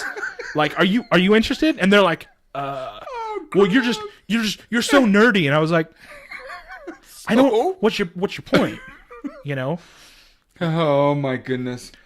I'm having a hard time breathing. Oh my goodness, this is life. Okay. And so it's just this whole I'm so tough, and it's deflected. And here's, I learned this lesson from my sister, my little sister at that. Okay. When I was a kid, I would just horrendously tease my sisters, like just horribly bad. It'd drive my mom insane. And my little sister Leilani, she started saying whatever. Now this, I remember so much how much it upset me, because rather than get irritated, she didn't get irritated, she didn't laugh, nothing I did. She'd look at me and she'd go, whatever. And I would lose my mind. I would walk into my mom's room, just pulling my hair out like, ugh, I can't even get a reaction. I can't get her upset. Like, be mad at me, fine. Laugh at my jokes, do something, but don't just ignore me. And she'd be like, whatever. You know, and she'd walk away, and she'd walk away, and I'd be behind her like, no! Like, and I would try so hard to irritate her, and then eventually I'd give up because I was like, I can't take this. And what you don't understand is that you're doing that, and she's walking towards your mom and I, and she just this is what she does. She'll be looking at me and my wife while Evan's behind her, and she's going. It's just that little Cheshire, the Cheshire cat, yeah. Yeah, that grin. Well, exactly. So she knew what she was doing, and so I kind of took that again to all these people. They're like, okay, so, you know, they give you this massive argument, and you're like, and like, this has no effect. You know, you're thinking your words this sharp sword, but you're just waving this foam noodle and hitting yourself, just like, stop hitting yourself, stop hitting yourself, stop hitting yourself. You know, this verbal string. Like, I don't know how food goes in your mouth, son, in your mouth. Okay. You know, and it's like playing again. Use the league examples. You know, I can't believe I have to carry this team. Well, you do a great job. Good job. Good for you. Could you help me here too? Could you do this? And are you sure they killed you? Because that was crap. You're right. You're so great. There's, you know, and after this point, they're like, I'll leave. I'm not, you know. And I'm like, I'm so glad you can carry us with your 0 and 16. You know what? I'm so sorry. It's my fault that made you run down mid completely alone. I'm so sorry that you have no map awareness. You know what? Next time, I'll come over to your house. We can sit together, and I'll watch the mini map while you play.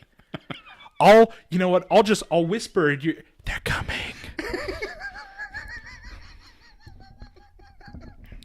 The bottom lane's disappeared. You better run and hide. You know? Oh my gosh, it's Timo. You know, I don't know what else to, you know, and these people are just, they don't know what to do, you know, and one of my this is why we hang out so much. You know, one of my favorite I love GIFs. my son. Okay, and I know it's pronounced GIF. I say GIFs. I'll burn. I whatever. It's these two people getting in an argument on a subway, and they've got their fists up. They look like they're going to start hitting each other. And some guy in a suit is eating a salad from like a to-go container, and he just moves in between him and continues to eat. And they're like, the hero we need, not the hero we deserve. You know, and just people getting. Is that what the meme is? The hero we need, not the hero we deserve. So he just kind of walks in between them and just continues to eat. And he looks at him like, I'm just gonna de-escalate this fight right now by moving.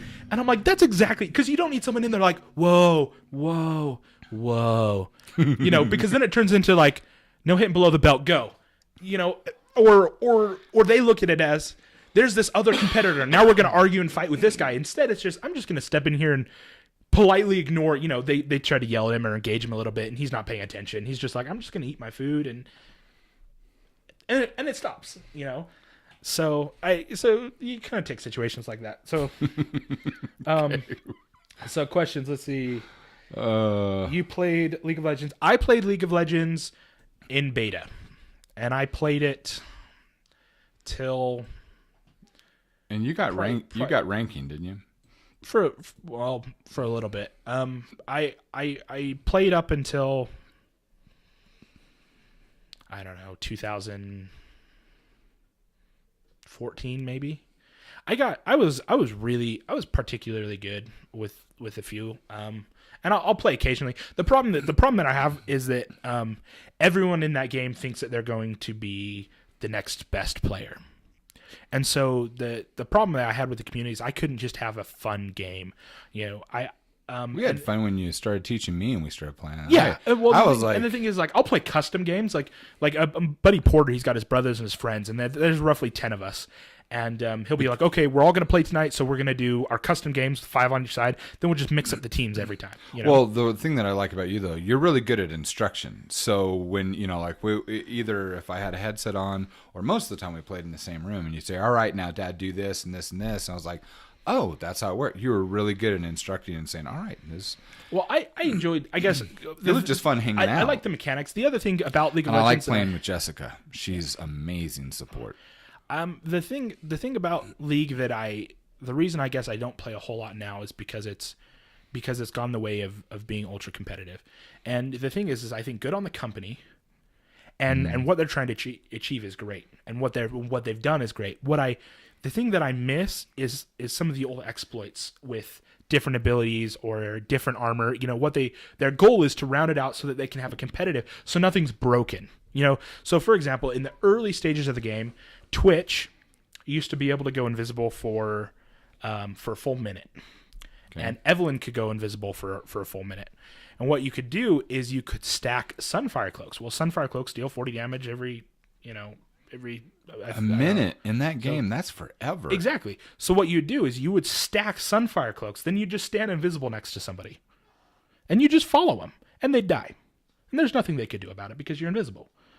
And you've got a crap ton of hit points, and so I would play Twitch, and my buddy would play Evelyn, and we just walk alongside somebody, and it's not like a strategy for winning, but it was enjoyable, and so we play a lot of games like that, and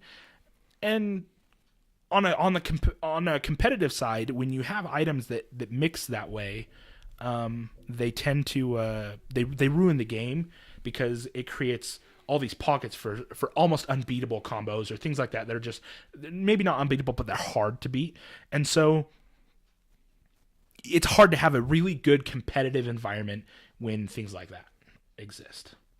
So I was always shocked because there seemed to be, at least when I would come and team with you guys, there seemed to be this dramatic difference between people who, there were quite a few people that they're usually friends that you had made, that they say, look, they really love the game, but it's a game, you know what I mean?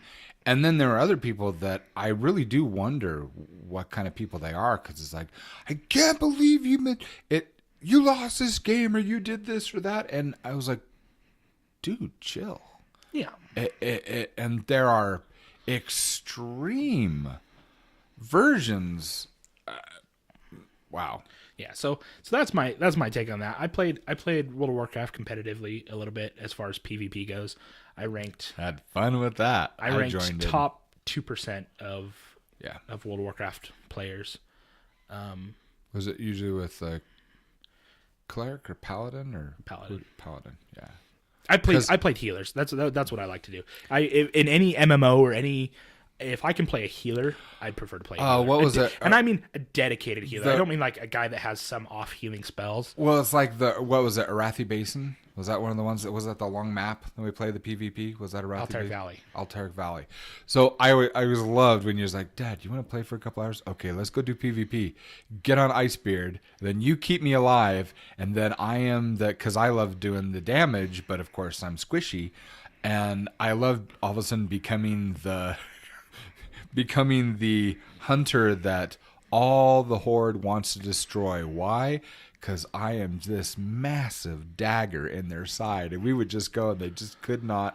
And what's amazing is that you can not only keep me alive, you keep me alive and you alive when all these people are pounding on us. Yep. It's just fun. See, it's fun. I miss that. I got offered a job to play World of Warcraft for a guild on Tichondrius. It wasn't a lot, but it was a job to boost arenas and boost rated battlegrounds, because I was good enough healer. They're willing to pay me. And the thing is, most of the companies that do that, they're not United States. Do you need that? No. Okay. They're not United based company, so their currency. So for me, it would be it'd be like $30 a day. Oh. So transferred into currency in Asia or something like that, is quite a bit more. It'd be an actual living. Right. So it's not like it was a lot, but they were willing to pay me to participate. They're like, we'll pay you every raid, we'll pay you every arena, we'll pay you. You're good enough that you're worth being paid to play. Mm-hmm. You said Warcraft 2, Guild Wars. I didn't play Guild Wars 1 that much, but I did play Guild Wars 2. I played a Mesmer mostly in Guild Wars 2. The problem I had with Guild Wars 2 is I felt like it was lacking in content. It's like I'd take the people that were getting the legendary skins. I forgot what they were called. Oh, gosh, it's been a little while.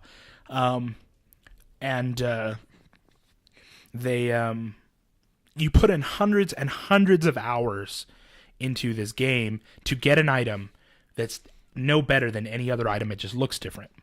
And the issue that I have is they said, well, we don't want to create an unfair advantage. I said, well, if you poured hundreds of hours in, I think you should have that advantage and let the people that did that go together. I enjoyed the jumping puzzles quite a bit. My guild played a lot. And I really enjoyed that. I miss dedicated healers though, because everyone has some bit of healing in Guild Wars 2. And I wanted to be a dedicated healer because that's what I was good at.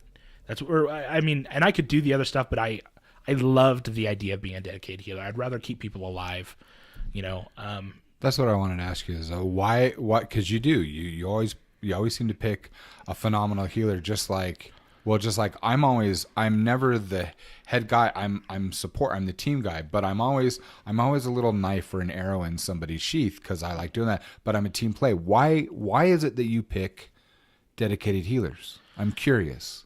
I don't. It's just something I prefer to keep people alive, I guess, and that's.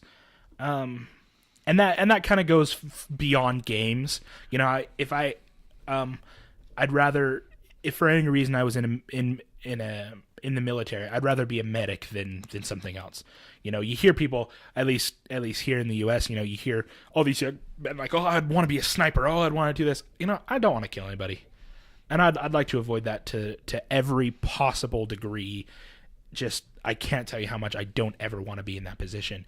And I would rather help people. I would rather carry someone out and go back and forth and help than shoot somebody if I can avoid that, And with games, even I enjoy the games, but I'd rather keep people alive. Like, you deal the damage, we can do all this. And I was good at the other roles, but I loved healing. And I don't like the support roles, like take League of Legends. Like, I don't like the support roles as much as dedicated healing roles. And the thing what's the difference? So, like, take League of Legends, for example. You get occasional spot heals or occasional little bits of help and support. But what I miss is take the PvP in World of Warcraft. I miss the consistent. I've got X amount of heals. I've got these 4 guys that I gotta watch over, and you've got all the buttons. You've got everything. You've got all the math worked out. I've watched you play Arcadia. At one point, I had 36 abilities keybound for my shaman, like just for these hands. 36 things different to keep track of, and that was a nightmare. That was difficult. It wasn't, and with enough practice, it becomes memory. But I like the idea of keeping him alive a lot more than dealing damage. Like, I don't need the killing blow. I don't need to be the highest DPS. I want to make sure that we cross that finish line. That's more important to me. Yeah. And that's what I enjoyed. I didn't like Guild Wars 2 because everyone had self heals. So there wasn't a dedicated healer, and in the end I missed that more than I enjoyed the game. League of Legends, I didn't like the support role generally because it wasn't that enjoyable. I mean, it depends on the role. I used to do a combo in ranked. We did Lux Brand top, and we didn't have a jungler on the team. We would roam the jungle, so we'd hit 6, and everyone made fun of us for it. In our ranked games, we went 31 wins and 1 loss. Wow. Doing that, and that was with Alma. Oh. Alma's pretty extreme. And because we just and it threw everyone off, but it worked. It just worked really well in the meta that was present, and we got mocked horrendously for it in every game. And I was like, just watch, And there wasn't a game that I ended with less than 20 kills, and we just stomped everyone we went across. And anyway, so as far as games go, like I prefer to be the healer. I prefer, I don't like the idea. I guess, let me rephrase that. I enjoy, like, take like Krav Maga or full contact. I don't mind this agreed upon or MMA. Take UFC fighting or things like that. I enjoy the bout. I enjoy the hitting, the punching, the beating on each other. Because at the end of it, you shake hands, you hug each other. Right. It's a sport. When it's hitting someone with the intent to harm them, permanently or in a, not in a sportsmanlike way. Yeah. I don't like that. I don't like the feeling of seeing it, of being around it. I just don't like it. I would prefer to. I'd prefer to help. It's why I don't like Call of Duty. I tend to not like the first person shooter, the more realistic first person shooters, because I just don't want to shoot somebody. I don't personally. I don't mind some of the fantasy games, and it's not even the blood. It's that I don't want to shoot another person. And so I was living in this apartment with a couple of my best friends years and years ago, and it was Call of Duty every night, all the time after work. Everyone, let's get on and play Call of Duty. And I was like, I'm just not interested, And I don't think it's wrong for anyone else to enjoy it or for anyone else to play it. But me personally, I don't want to shoot another person, and they'll be like, oh, but we're in this game we're gonna play as the Germans. I'm like, I don't want to shoot the English. I don't want to shoot the Americans. I don't want to get shot at. Yeah. So fantasy games is a little bit different for me. Try getting shot at. But that's kind of where I land on that. I know there are a decent amount of comments. Hit jumping, but we played Guild Wars 1 from the beginning before there were henchies. Give me fireball to blast. What's a henchie? Henchman? I've never played Guild Wars 1 or 2, so give me a fireball to blast something to bits. You keep me alive, and I'll blast them to the netherworld. Yes, Cyber. Support is a lot more than healing. Support it's support. And that's why that was I meant to clarify that. So I like dedicated healing, not necessarily support.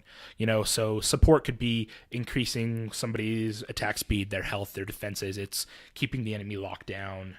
For example, when I did play support, I played Leona a lot. Now, granted, when I played back in the really early stages, Nunu was the support. I remember when which one's Nunu? He's got the guy on the back.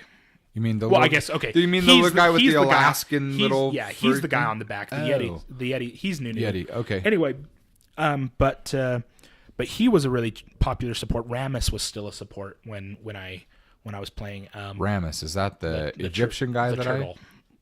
I haven't played him. Anyway, and I remember when Miss Fortune came out.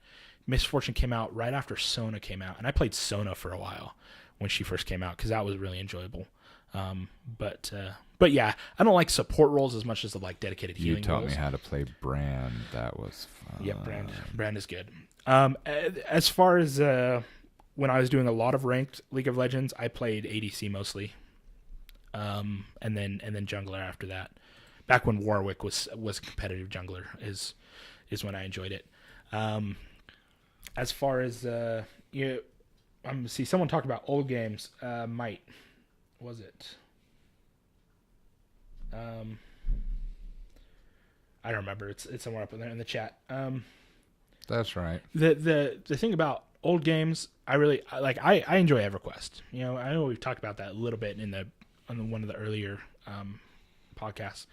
The thing about EverQuest that people don't like and why it's not so popular now is it's a very time-intensive game, and not just that it takes a while to collect and grow your characters, but in game, for example, if you're out of health and you're out of mana, you're looking at like 15 minutes before you're maxed. It's true. The regeneration is super slow.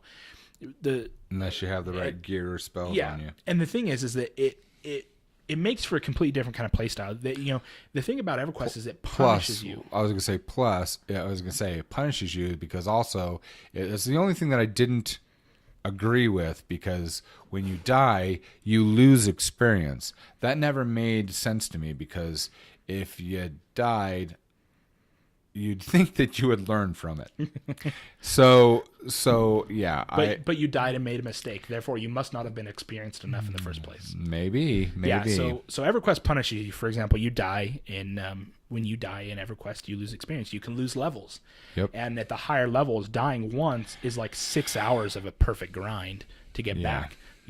And so the thing is that you have to be very careful with the choices you make.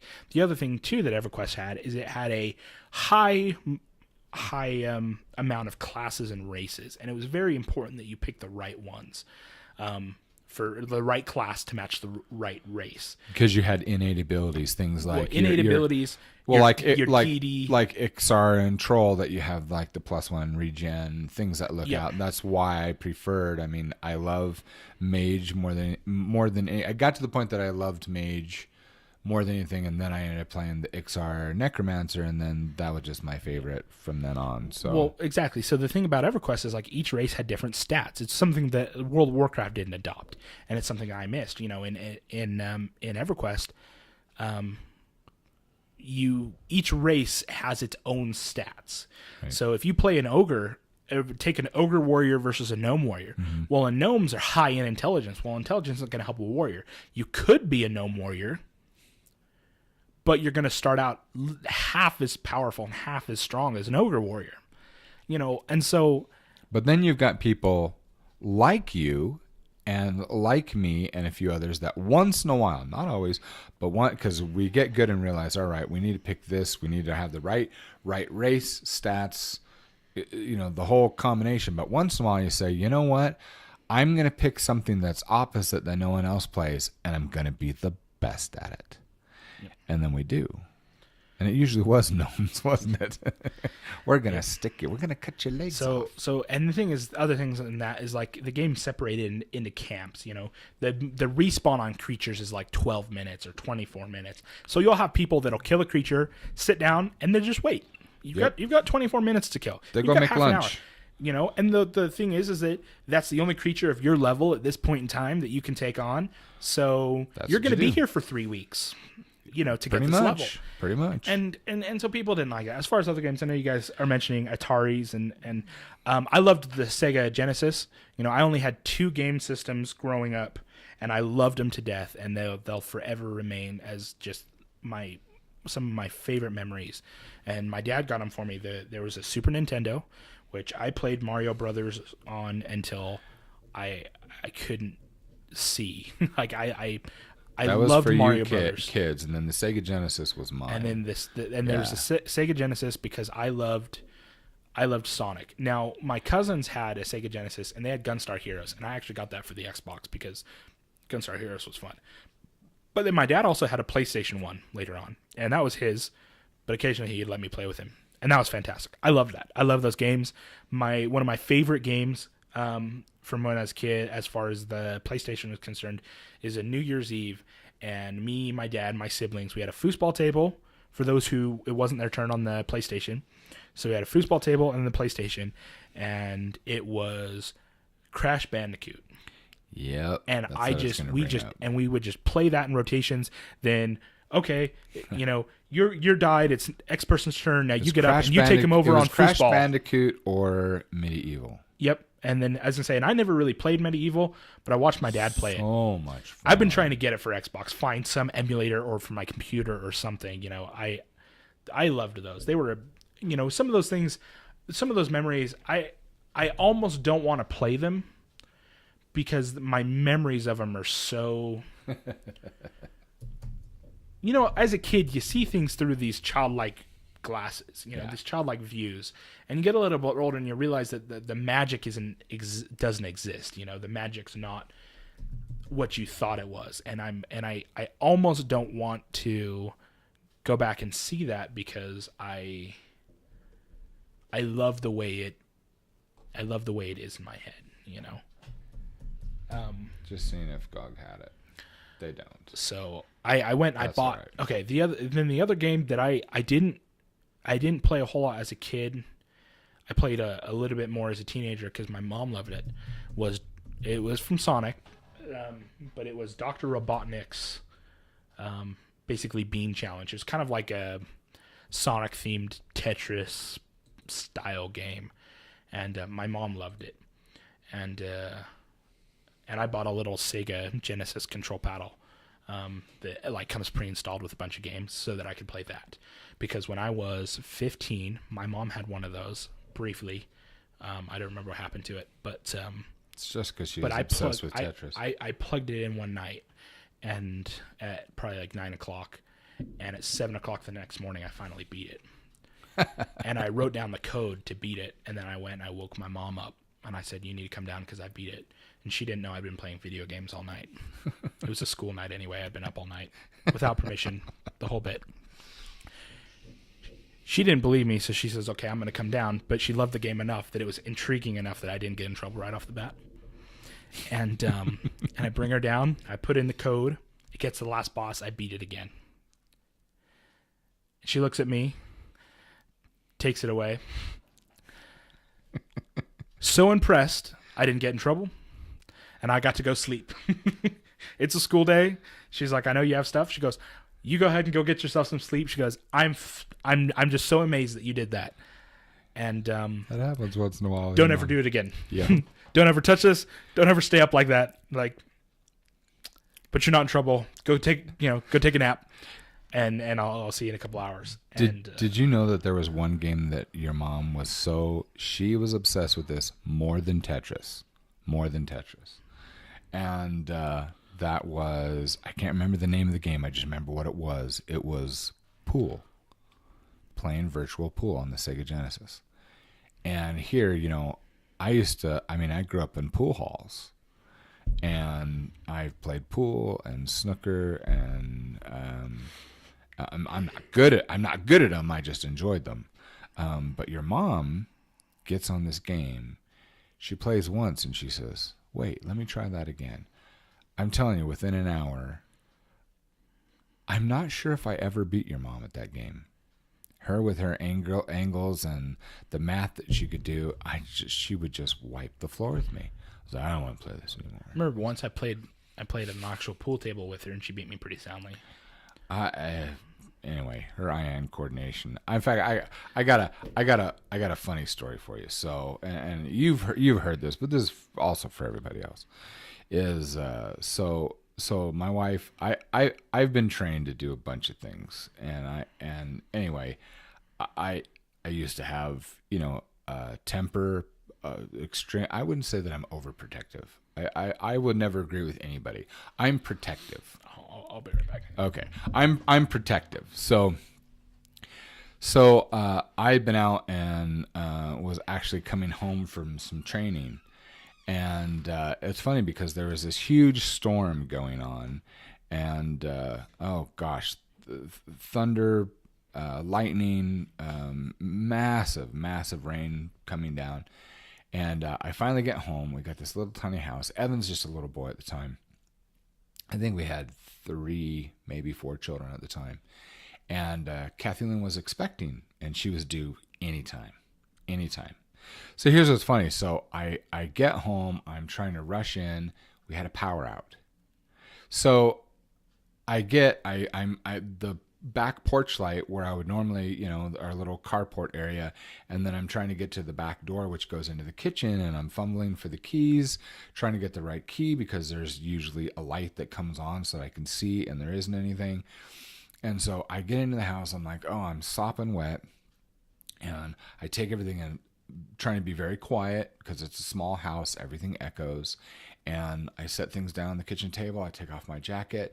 Now, the way that our house was set up is you come in the back door. You've got our kitchen area. You've got the dining room is open to the kitchen area. You have the laundry room. But then to go into the main part of the house, into the living room, there's this big archway. And it's just open. There's no door, but there's an archway. And so I'm like, okay, so I'm coming into the house. I'm trying to be really quiet. It's an old house. There's some floorboards that creak. And I didn't want to scare anybody. I was just going to come in. I slipped off my shoes. I'm just going to go to my bedroom, take off my clothes, go to sleep. So just as I'm walking through, lightning goes through the house. The whole house just lights up. I'm just walking through the doorway, and literally it's going like this, and this foot goes whoo, and stops right at my nose and stays there. It's my pregnant wife. She's leaning against the wall. She's swung her foot around to kick me. Could have kicked my head off. And she holds it there and slowly lowers her foot down to the ground. Then she just kind of swaggers as much as a pregnant woman ready to pop can swagger. But she comes up to me. And she grins at me, she kisses me on the cheek and whispers into my ear, "You ain't so tough." And she just struts back to the bedroom. And I was like, dang, man. Anyway, that was my experience with your mom. I've had several experiences like that. Your mom is just something awesome. So anyway. So there's our video game tangent. Yeah. Well, the subject, the personality versus, this is the one I really wanted to go over, is personality versus talent. Which is valued more? And it says, as in, do society prefer artists that just draw very well? Or do they like artists that draw well and entertain well? I'm assuming that this question is asked because they watch me on Twitch. So I think the best I can describe... the first question is its own thing. When he adds in that clarification, it simplifies the question. Nobody likes it when you're being a dick. And you can draw really well, but if you're a dick... Okay, I gotta agree with that. That's... Hopefully I'm not. But as far as like talent versus personality, I'll give you... Well, I would choose either one, and then I would, give me your spiel because you're probably. What if your talent is your personality? I would prefer personality if I'm watching someone or if I'm spending time or kind of that. I guess like it depends Twitch, on what they're doing. I wouldn't care if you were a great artist. If you're gonna make me laugh, you're gonna make me laugh. Or if I enjoy spending time with you or talking with you, that's that. If I was gonna hire you to do a job, I don't care what you have to say. I was going to say, your personality is largely irrelevant as long as you can be courteous and professional. So I'm linking this because I totally agree with you. I'm just linking this with the starting question, which was how to be a good entertainer. So I'm assuming that this isn't you hiring me to do a job. This is you, I don't know, I guess showing up. I'm assuming this is all having to do with Twitch. But a new Medieval coming out soon.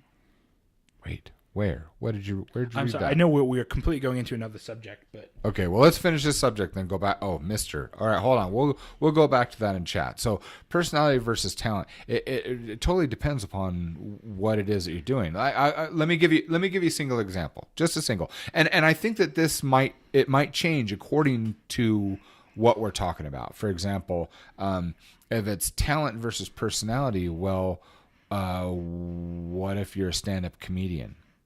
Which one is it? Well, they kind of blend to the same. Okay. Well, my point is like this. Let's take blogging. We've had conversations about blogging. I have a belief. I think people like, all the social media platforms, Google, they're all screwing themselves. And they're blatantly doing it because everyone's trying to grab a coin. And so instead of, like, I gave up on the whole, the trying to perfect SEO. Search engine optimization. And so I stick with the basics, the things that I know that work so that we can get discovered. But other than that, I don't play the first page of Google crap game anymore. Why? Because anybody can come along with some coin and jump to the front page. So how does that affect blogging? Well, I think that the future of blogging, and it's really going that way, is that other people, Google, can manipulate who's seeing what in blogging. I think the future of blogging is going to be SEO. It's going to be more of personality than it is going to be of talent. Why? Because I've seen more people that I have read and in the last 2 years signed up for, and I don't sign up for crap. I signed up for their newsletter, I signed up for things on their sites because their personalities were so funny or so intriguing, and some of their articles, they couldn't get a job writing for somebody. Yeah. But their personality is so outrageously brilliant, yep. I'm going to follow them. So that is an instance where the personality would win talent. And the thing is, for me, talent's kind of a hard thing to nail down because talent's one thing, hard work's another thing, and so or even skill's another thing. If someone has a talent for something, that's fine, but how do you know it's a talent and it's not a developed skill? Yeah, I was gonna say because a developed skill, because hard work beats talent every day. Someone who pounds and pounds and pounds and pounds at their craft to get better, I think outweighs talent. And I think will outdo talent because someone could be naturally good at it. But if you have someone with the motivation behind him who's pushing and pushing and pushing, they're going to outdo natural talent, I think, in almost every category. And that's my own personal opinion. I think it depends upon what it is. I don't know. I'm tending to agree with you more than not. Talent without hard work, you're good at something. That I can agree with. But someone who just comes along and they're like, I will get there. I'm gonna pound at my craft. I'm just gonna go and go and go and go. Yeah, you're gonna outdo talent every day. They say that they do that is MMA. Uh-huh. In any UFC fight. They say you could take someone who's naturally talented, but you take someone who's been pounded in the concrete for this, you're going to get other skills from that. And so I would agree with that. But does that cross over to everything? I don't know, because there are some things, there are some tweaks and things. Let's put it this way: there are some. I'm imagining there are some things that you can get and understand. Like, for example, you could get a talent or functional from an autistic individual who has a natural ability for playing chess that could beat someone who's been pounding the pavement or doing the number crunching and playing for a long time. But will they continue? Will that person who keeps pounding accelerate past? Maybe, maybe not. But what happens if that autistic individual practices and practices? Well, it could be mind-blowing. Yeah, I was going to say, so that's the point that I have there. So combination of is when talent meets hard work, that's when things then it's explosive. And so that I was gonna say that was to round out that point. So if you take hard work versus just talent, hard work. I'm in favor of that always over talent. But when you take someone who starts out talented and then they pound at it, I think they'll excel farther. And okay, so I'm agreeing with you. I want to throw another thing is I would not rely on talent.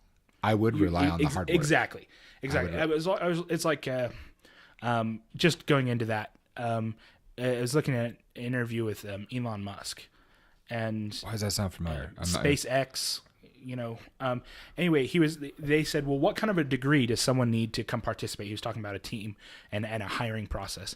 And he said, I don't care if you have a degree or not. He said, I don't care if you finished high school. He said, you do the job? He said, do you have a track record of achieving your goals?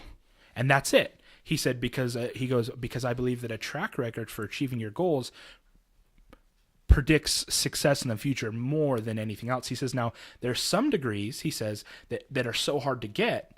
He goes that oftentimes they're an indicator that someone will go far. Because if they've worked really hard to get it, he goes, it's an indicator that they've worked hard. He says, but your degree is largely irrelevant to me in so many of these areas. He says, because do you have a track record of achieving? And that's it. Okay, so I got a couple examples and stories concerning that to completely back up that point and what you were saying before. I give two good examples. Let's take me. I do not have a college degree. I don't. I had scholarships when I was 15 years old. I never went. I was going to study art. Decided not to. Real life. Do I have talent?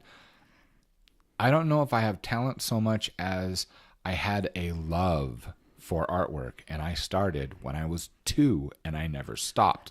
So is that talent, or is that pounding the pavement and doing that over and over and over? So someone asked me the other day on one of the streams, they says, well, how do I get really good? And I says, it's simple. If you just dedicate 250,000 hours, you'll do great. And I laughed and I kept drawing, but I was serious. Yeah. So it's like, however you're going to do that. It's just part of something that I do. But here's the thing. So, I make a living drawing. I do. That's what I do for a living. I have been doing that for a long time. Do I have a college degree? No, I don't. Do I have a resume? Yes and no. My clients are my resume. Just in the last almost 2.5 years, out of the 33 years that I've been drawing and making money from my artwork, just in the last 2.5 years, I decided to really start collecting client base and doing some things on Fiverr. Well, on Fiverr, I'm a top-rated seller. I have 5 stars straight across with all my clients. My reviews are not, great job, great job. I have people just going bananas saying, if you don't work with this guy, you're a moron. Those are the kinds of reviews that I get. And I have almost 400 5-star reviews. I'm just about ready to get my 400th. I have, just to show the value of things. Now they've changed things on Fiverr. Now, if you hold the mouse over the different jobs, they tell you now, even if you're searching for an artist, they tell you what other people paid that artist to do those jobs. I'm kind of torn whether I like that or not, but it's really funny when you've got all these people saying they're willing to do a job for $25, and the same job that someone from, say, the Philippines says, I'll do this for $25, and you hold it over mine and it says $1,450. Yeah. So you've got that. I'll give you another example too of, when people said that I couldn't do something or I needed to do things in a certain way, but I wanted to entertain. A good example is what we're doing right now, podcasting. So back in 2005 is when I decided, hey, I want to do a podcast. This was really new on the internet. And I decided I wanted to do a radio show, and I wanted to do it concerning Wanted Hero. And this is Back with Your Sister. And I did that for a while, and I also did lessons.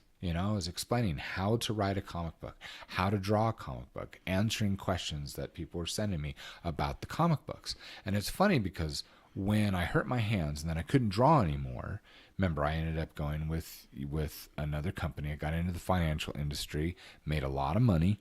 But while I was there, for some reason, my mind was always ticking. I remember being at corporate, and here I'm making 6 figures a year, and I'm going to talk to one of the owners of the company, and I knock on the door, and he's just walking back and forth in his office and frustrated. And I said, is there something that I can do to help? And he says, no, there isn't. And he says, we're trying to get these things, a thing called a podcast, because now they've got these new iPod things from Apple being made, and we want to be able to create these shows so that we can train people and they can have, the motivational, seminars and some of the webinars that we're doing. We want to make them available in audio. And I've been paying this company out here $3,500 per hour episode, but it takes 3.5 weeks. And I started laughing. And he says, well, I really don't think it's funny. He says, well, I do. I says, I could do it better. He says, you don't even know what they're doing. I says, it doesn't matter. You want an hour episode, right? He said, yes.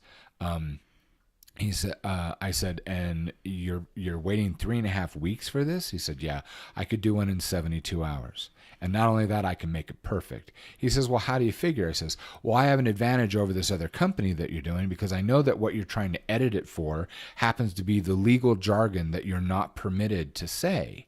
And so since the keynote speaker, who we both knew, that's paid by the company, had a habit of pushing and sometimes saying the things that he ought not to, we wanted to clean it up for the general field of agents. I said, you train me with your legal team.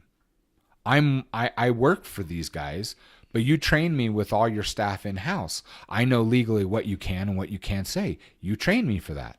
They don't know that. I know that. So I know what I have to edit out. And not only that, I own the computers and I own all the software to do that. He says, you do? Why would you do that? I says, because I did podcasts for 1.5 years before I came to work here. And he says, well, I mean, do you have any other experience? I said, no, but neither do they. This is a new, a new era. And I said, so I'll tell you what, give me any show that you want. I says, I'll get it back to you within 72 hours. And if so, you give it to me. I'll do it for $1,200 an hour. And he says, done. So he handed me one tape. I went back to the office, told Brad Nondai, I'm going to be busy for a little bit. Got it done in an hour, came back, handed it to him at the office. He listened to him and he went, damn. Okay, he gave me the whole box of all the tapes. And here's the great thing. I got all those things done. I stayed late that night, and then on the way home, I dropped him off at his house, and he gave me a check for $12,000. 1 day's work. Because I knew how to do what I did. And I learned how to do what I did because I wanted to entertain other people with my comic books and my fantasy stories.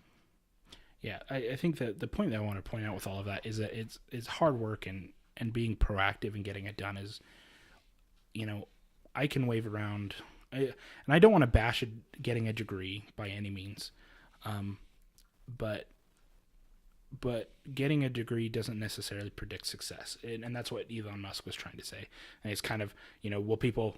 Well, it definitely doesn't. I know people told you that, well, you don't have a degree, you're not qualified to do this job, or you're not qualified to work. I remember trying to get a job. I was writing, I was doing copywriting, and they were looking at getting some stuff done. So I sent in all my scripts, and I got a call back, and they said, you're head and shoulders above the rest. I worked hard for that. It was hard for me, but I was like, I want this job. And they said, just let us know where you got your degree. And and that was the last bit of information during the hiring process. And I was like, I don't have a degree. And they're like, okay, well, our company policy is we only hire college graduates. And a lot of people get screwed out of jobs because of that. And I was kind of like, okay, well, I understand. And I said, but with all the college graduates that sent in the work, I said, wasn't mine the best? He said, yes, but it's our policy. I was like, okay, well, that's fine. What happens. It's your company. You can decide that. Okay. I was like, what degree do you want? And he goes, as long as it's a degree. I was like, really? Like, really? That's, and And so your grandfather got let go by a 23, 24-year-old snot butthead who was new and put in there because corporate needed someone that had a degree. He didn't know your grandfather, who had worked for that company for 29 years. And what's really funny is that your grandfather built that division of the company. He was the one that founded that division of the company with the bookbindery. And they let him go because he didn't have a college degree. And then when the owners or the president found out, they're like, "What are you doing? Nobody knows more than him." And they went back to give Grandpa his job back. And it was a little silly, but also understandable when he was so hurt and said, "Wait a minute. It took this long for him to fire me. Why didn't any of you who have known me for 25 years or longer, why didn't any of you go to bat for me?" "No, I don't want to come back," which I thought was a little silly, but I still understood his point. So I get, and I agree. Sarah here says personality wins for me, and I was gonna say I did want to answer her other thing. She said talent can be developed, but personality is inherent. I disagree with you. And here's why. I'm going to use a League of Legends streamer. I don't know. I'm sure if you know League of Legends streamers, then you're aware of Nightblue 3. So when I started watching Nightblue 3, he was under 30,000 followers. So the beginning, the very beginning. And if you look at his personality between the beginning and where he is now, is a very stark difference in his personality. He's developed a personality that people want to listen to. There are he's an entertainment streamer now, and so he's developed a very specific personality to fit his stream and the people that want to watch him. And you can even say that his skill in the game's gone down because he plays for entertainment now, not competitively. At one point he was a number one ranked jungler in at least in NA. But let me ask you this though, because I think I get what she meant, because personality is inherent. I don't know that his personality changed so much as, or let me phrase this as a question. Did his personality actually change, or did he just learn how to let his personality out? Well, I would say that that it changed for the showman, because in the very early parts of his stream, he's back that same him, and then as soon as it hits his peak hours when he gets all the people, then he kind of goes, okay, now I'm this, and you can kind of catch him in other people's streams every once in a great while when he goes, and he's back to the him that he was in the beginning, and so you're saying that is a persona that he just learned to be for people, and because that brings him the most. At one point, and I don't know about now. At one point, he was contending for first place for the most subscribers and followers on Twitch. Wow. Okay. So it's working out for him. I still wonder though, is that his personality or just something that he learned? I don't know. I don't know, because here's the thing, because where I could completely agree is, but like, what about actors and actresses? Is that their personality? Because I've seen some really, really neat roles, and then I've discovered what kind of people that they are in real life and thought, gosh, what an ass. So, and yet they play some of the most wonderful roles in film. Well, I was going to say, but that just solidifies my point in that personality. I was confirming that, yeah. So I am agreeing with you. So anyway, that's my idea. You're welcome, Sarah. You're welcome. I got what you meant. So okay, so the last part, does society prefer artists that just draw well? I know. You know what's funny? Because now I've had this conversation at home. Because mom. Society. Society. Yeah. Who's society? So yeah, who's society? Society. Kiss my hairy fat butt. Anyway, there's like things at home. Mom wanted me to teach the kids, do art lessons, And I said, I don't know if I can do that. She says, of course you can. You have all this talent. I says, well, but here's the thing. What's the saying? Those who can't do, teach. And I said, I do all the time. I says, I don't think I can teach this. So turns out that I told the kids I'd getting them to stop stressing. I said, you know what? Don't worry about this. I said, Dad is not grading you. And all the kids are like, what? So you don't get a grade here. And I says, maybe I need to say that louder so Mom hears. There is no grade in this class. What I am trying to do is I am trying to awaken all of your talents and your abilities. And if you're not enjoying this, you don't have to be here. And Ethany was like, oh. She just finally relaxed. She was stressing. I can't do it exactly the way that you told me to do it. No. I'm trying to introduce you to things and get you to step out of your box. And she's like, but I can't draw a box. That's not what I'm saying, Ethany. That's not what I'm saying, sweetheart. I want you to use 5 textures this week. Like, I can't draw 5 drawings.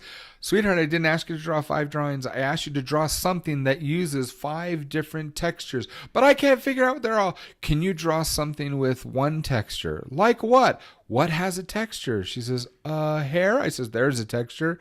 And she says, well, I could draw a rock. There's 2 textures. And she goes, well, cloth. And she figured it all out and just talking through and saying, wait, I could draw a princess sitting on a rock, holding a cup of tea with flowers and, a field of grass. I said, you've got more than 5 textures, sweetheart. She goes, well, that wasn't very hard. It's like, So, yeah. Anyway. Okay. So were that the last of his? Let's see. Fame, best motivator, or the worst corrupter? I don't know. What's fame? I don't know what fame is. Other than fame. No, I'm not going to start. I don't know how to answer that question, to be honest. I think Do you want to be famous? No. I don't. I want to do something famous. So I think being famous is hard. And for 2 reasons. And how would you know? Or rather, one reason. Okay. One specific reason, and that's your life is put on display. Show, on display. And I think that our life's on display right here. We're not famous. We're putting our life isn't on display. We on display. Oh, that's right. You're right. You're right. Well, yeah. All right, we're on display. Our family's on display. My family's on display. I can't say whether or not fame corrupts somebody or if it's great. I don't think that fame's a great motivator. I don't think that the want to be famous is a good motivational tool to do anything. And that's my opinion on that. I don't think that because being famous at all, I think is but more. What is it about fame? Because, like, for example, I couldn't keep doing this unless there was some kind of Mr. Left Field. Thanks for following. Of recognition, meaning if I would stream my artwork during the week and nobody ever showed up, ever. I mean, the very first day, one person showed up. It was you. Why? Because I was lonely. And I think I even texted you, I'm here and nobody knows I exist. This is dumb. Why am I doing this? And then you show up and I'm like, yeah, it's one person. It's Evan. I think it's thanks, Evan, for showing up. It's the one, the idea of this high life, this adoration, I'll be loved, I'll be wanted, I'll be. Or how about just that I matter? Even that I matter. And so I think that fame's not a good motivator for things. Just the same way that I don't think in a lot of cases money's not a good motivator, and let me use money as an example for you guys. So when I worked at a place at a cabinet shop, and the hourly wages were okay. They weren't phenomenal considering our industry and other things like that, but they were enough to take care of my family. Now, on top of that, bonuses were a regular thing. When the company did well, bonuses were given out, and the reason why. So this specific company, because I got to give a little bit of background. The company was started by 3 brothers, and the employees consist, probably 80% of the employees consist of their posterity, their children, their grandchildren. Yep.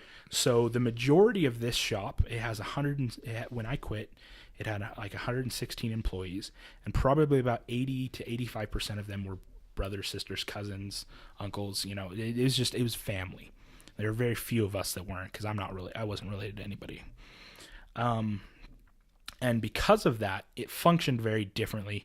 You know, the CEO, for example, didn't make more than a good portion of the people in the company.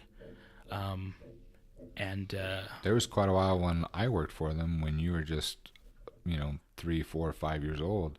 I made more than the owner of the company. Yeah, and part of it is because he kind of looks at the idea behind the company originally was it was one of the fathers of and he's looking at it's his children and it's his nieces and his nephews, and so what he would do is he would kind of base people's pay based on need. So for example, this individual just had another baby, so I'm going to give him a raise. You had at one point, there was a lady whose husband left her with kids, with 6 kids. And she says, well, what do?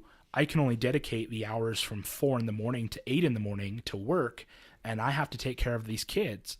And he said, okay, I'll tell you what.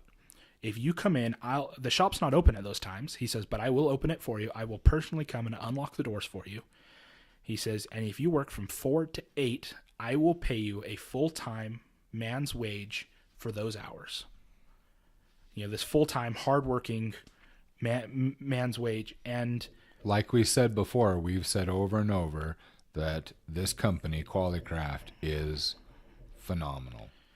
And the thing is, people had some problems with that, but because it was mostly family, what his point was, this was at this time, this is his niece.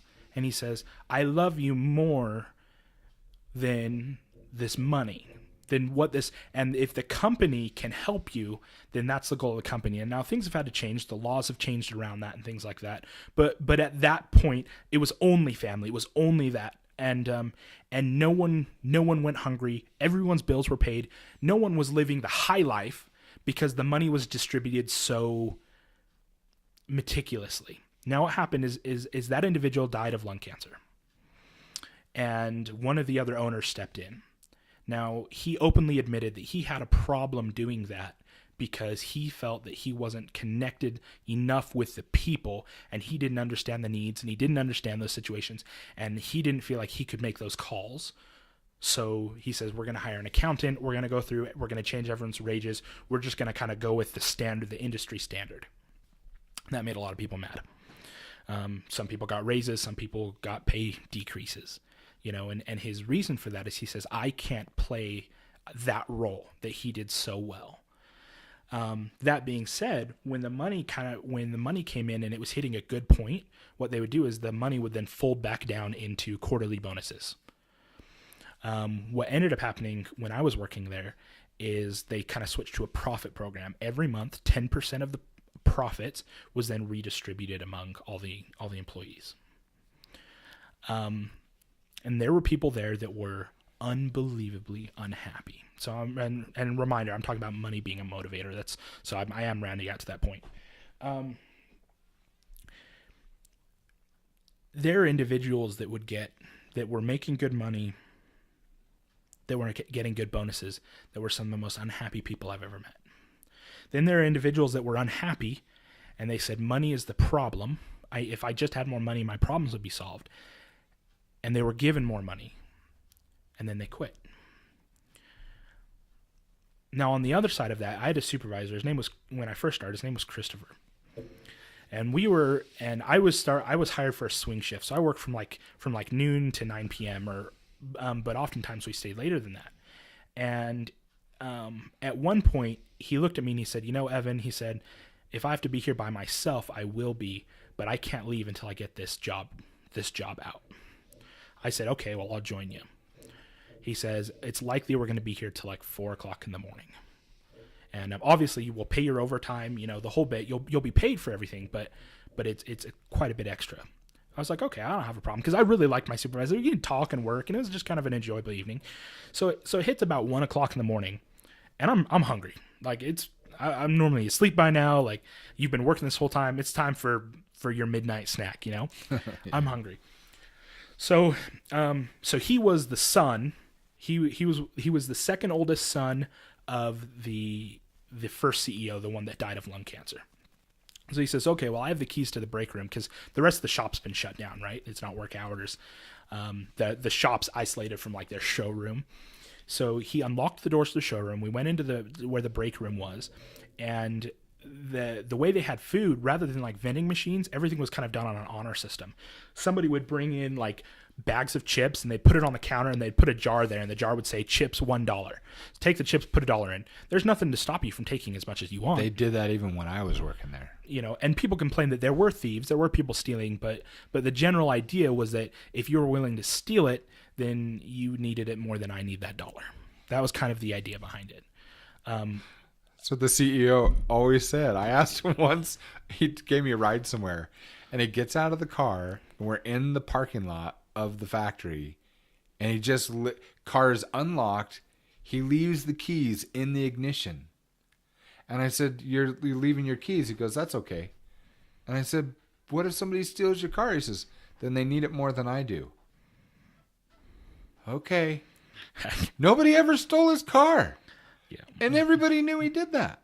I mean, they don't do that anymore, but the ideas behind some of that stuff is still there. So anyway, so he unlocks this break room. Miss him. And he goes, and they have like the frozen pizzas, you know, in the freezer. And so he pulls them out and he puts the money in, and he gets one for me. And I said, well, I can, you know, I've got the cash. I can just get it myself. And he said, no. He says, you're staying here working with me. I just want to let you know that you're appreciated. And I looked at this individual, and I know it seems trivial because all in all, you know, he got me like one of the Gatorades in the fridge. All in all, it was like $2.50. It was very little money wise, but it was the action that he said, let me pay this for you because I appreciate your help. I still to this day, and that was just the first experience in 5 years of those experiences with him. I would work for him for next to nothing. At one point, he got moved into a higher management position. He got put as the head of HR, and he wasn't my supervisor anymore, and I was devastated. And I told him then and there, you know, and I got a substantial raise. You know, he goes, I know how hard you work. And I said, I would take half of minimum wage to have you as my supervisor again. Money, it's easy and the thing is, like, I was having financial trouble there. It's easy to blame money when so many other things are going wrong. It's easy to say, I don't have money for this. If I just had money for this, I'd be better off. I'd be happier. And I'm not saying that you wouldn't be, because having money and being able to pay your bills and all that, you know, obviously you need the money to do that. But beyond my basic essentials,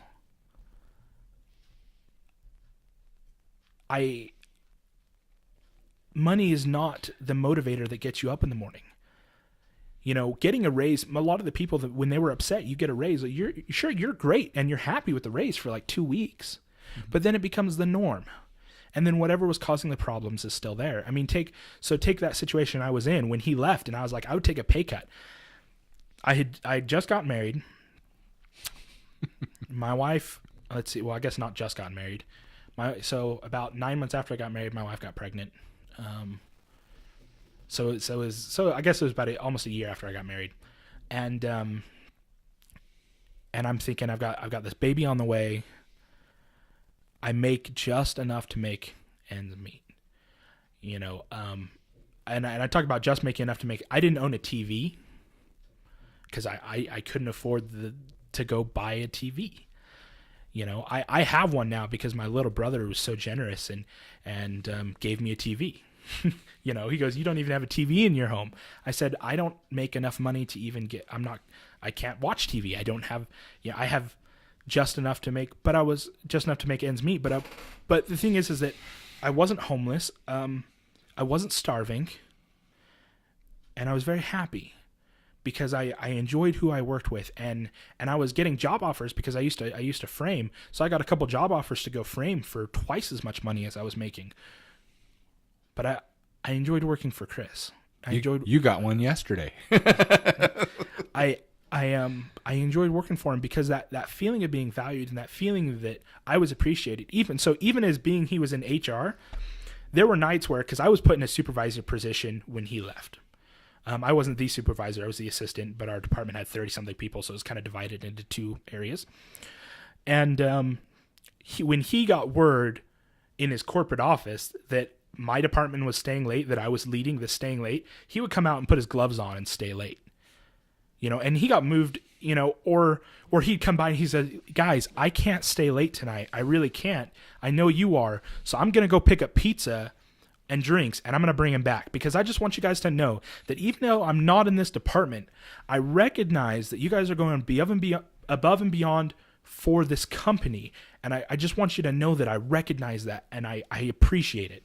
And he's outside the sales. He's HR. He's outside sales. He's outside the profits. He's outside the daily functioning of the shop. And he just got wind that he knew we were working, and he had to come down and do that, because he said, it's important to me. And part of it, he says, because this is my dad's company. This is my dad's, my uncle's. This is a family company. I want the company to succeed. So when I see people going above and beyond, I just want you to know that I personally am grateful. And my motivation to work and to do hard was because I knew it meant a lot to him. I was like, I'll stay overnight. I'll put in the hours. I will just drag myself through whatever I need to, because Christopher recognizes it, and I know that I'm appreciated. And so my point on that is I kind of came to this, I would say, realization in my own personal beliefs, is that money's not a great motivator. Money's great to a degree. But if you're not appreciated, if you're not enjoying where you are, I don't care what I'm being paid. I'm not going to want to work there. You can get paid enough money for stuff, but if I feel like just shit working there, why would I trade how I feel about myself, about my situation, for the few hours that I'm not working? Those of you that work full time, or I guess even part time, the hours, it feels like you're always at work, and there were times where I was only putting maybe 35 hours in a week, but then there were weeks where I was putting in 70 plus. And I felt like I was always at work. And why would I spend my time at work being somewhere where I don't feel appreciated, so that I could have money in my few minuscule hours where I wasn't asleep when I was off work? Because you know how it is. You get off work, you've got like a few hours, then you've got sleep. Then you get up and you repeat the next day, Yep. What am I going to, the money that I had, and I was being paid enough that I had extra at that point.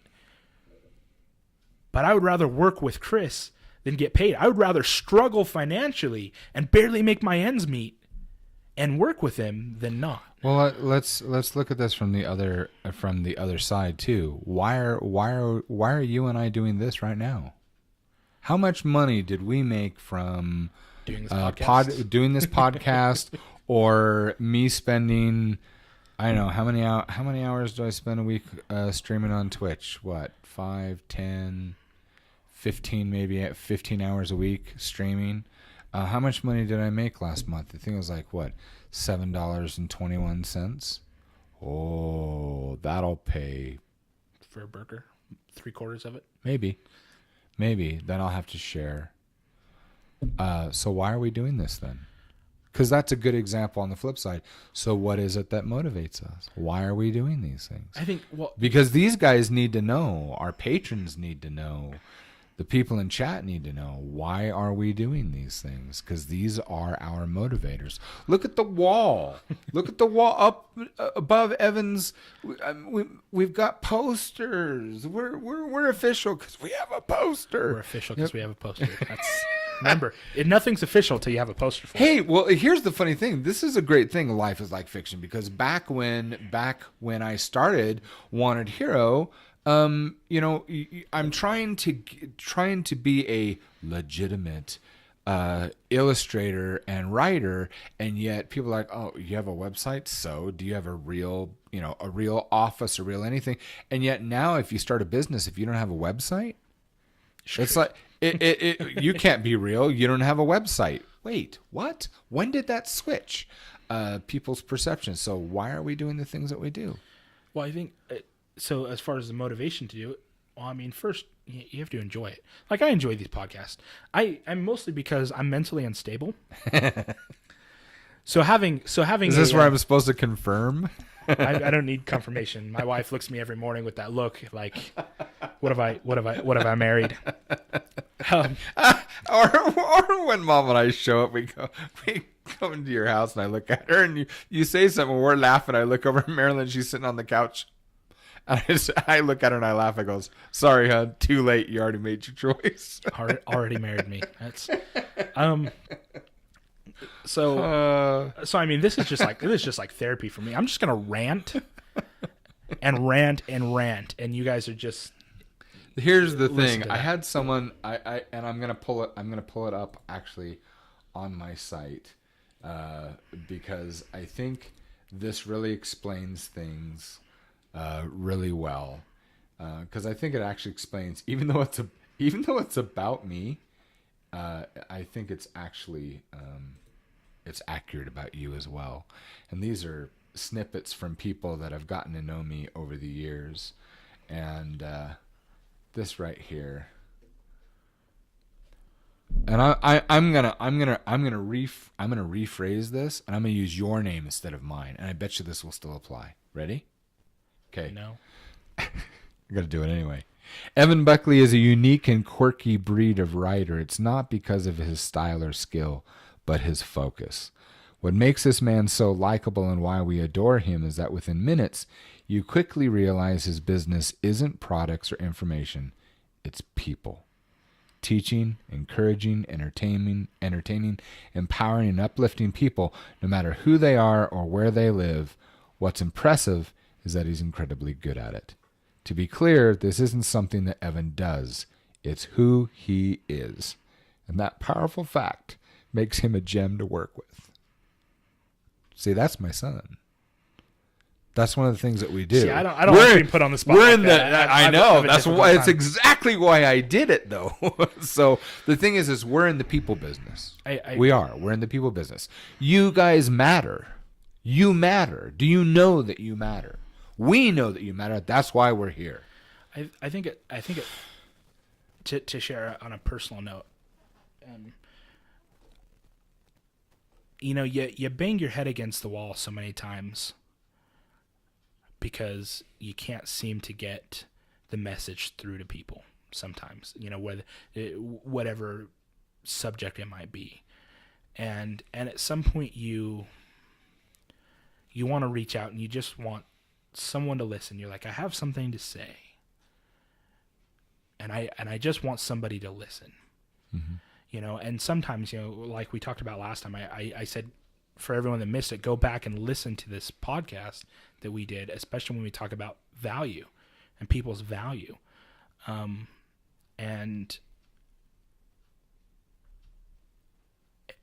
overall, the goal of all this, the goal of some of the questions, we've talked quite a bit on relationships, on marriage, on some of those subjects, and the reason why is I feel like I have something to offer. I have information that I want to share that I hope helps individuals. Mm-hmm.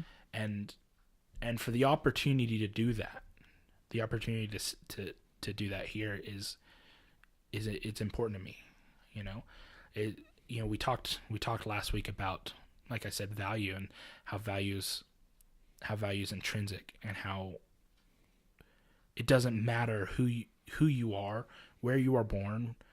Value of people, to be clear. You have value because you exist. Yes.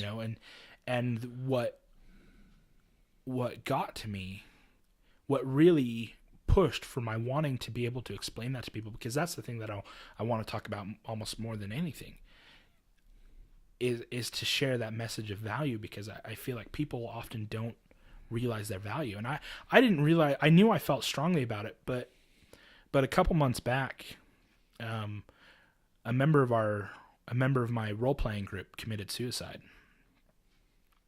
And that hit me really hard. And I don't mean to pull attention to me for that, because that's not, that's not my point. But I thought, I can't go through my life any longer without expressing to people that they're valuable. I can't look at the devastation that caused his family, the devastation that caused the people around him, the friends, and for him to go through this idea that he didn't matter, that value wasn't there, or that he didn't deserve to participate. And so for me, whether this podcast, whether it's the few bits of streaming, whether it's taking the opportunities to teach and to give my opinions, I just want to teach value. I want to teach, and I want to talk, and I want people to know that there's value in life, and there's value in people, and there's value in relationships, and the things that are irrelevant are who you are, what you wear, what you look like, what your background is, what your religion is. It's irrelevant because you matter. And I don't care what side of the political aisle you're on. I want to talk about the things. I'm not inviting Hillary to a barbecue. I wouldn't invite almost anybody on the right either. Okay, I can agree with that too. Because my barbecues are reserved for people I like. So then no politician gets to show. Exactly. Okay. So as far as what motivates people, what motivates me is helping people. It's like you said, kind of the people business. I my favorite questions are ones of that deeper subject matter, especially because I feel like at least in my American society, because for most of you that aren't American, I don't always understand different your culture, the societies, or what's normal outside of my own bubble. But I know here it's like people are this emotionally starved because no one wants to talk about the things that matter, because it's easy to step on people's toes, it's easy to get offended, and it's easy to be irritated. And when people stop talking about what matters, people stop caring. We should talk about sushi. Sushi matters. Sushi matters. So the thing is like what I love is being able to go on a tangent about relationships, about marriage, about who was it? He asked, why do marriages or families fail? And we're like, I think that was Mike, wasn't it? No, it was Chris something, I believe. Okay. And the reason I loved that question was because, well, one, it was obviously too broad. You can't just nail down why every relationship fails.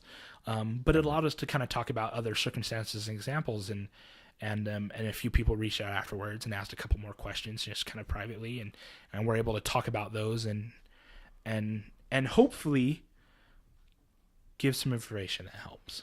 Sure. These things are catalysts. So I want to make sure that we're coming to the end of our stream of our show today, and I want to end with not that this was a negative, but I want to end on a lighter note. Yeah, lighter note. And so I want you to pick one of the questions that we had that was sent to me, because we only did all this was just from our Discord. And by the way, all of you that are here, join our Discord. I'm going to put this up here, our little thing here, and join our Discord. And make sure that you go to suggest a subject, and I'd love it if you guys would list the topics that you're interested in, because we love approaching those. Would you pick one of the questions that you'd like for us, the ones that were sent to me? Childhood nicknames. Oh, yeah. So I would like to clarify, there are three kinds of childhood nicknames. Okay. Your mother's nickname for you. Okay. Because this is a nickname that, and maybe I'm just speaking from my experience and my few friends. the mother's nickname is the one that she likes to call you, that nobody else can call you that, and it does embarrass you. It's like your mother's, she calls you, you know. Okay, I agree. So my name's Evan. My second name's Daniel. Eddie Spaghetti. So I got called Ed. I call you Ed. Yeah, and I've always liked that. You know, Ed, it works. My mom called me Eddie Spaghetti. Yeah.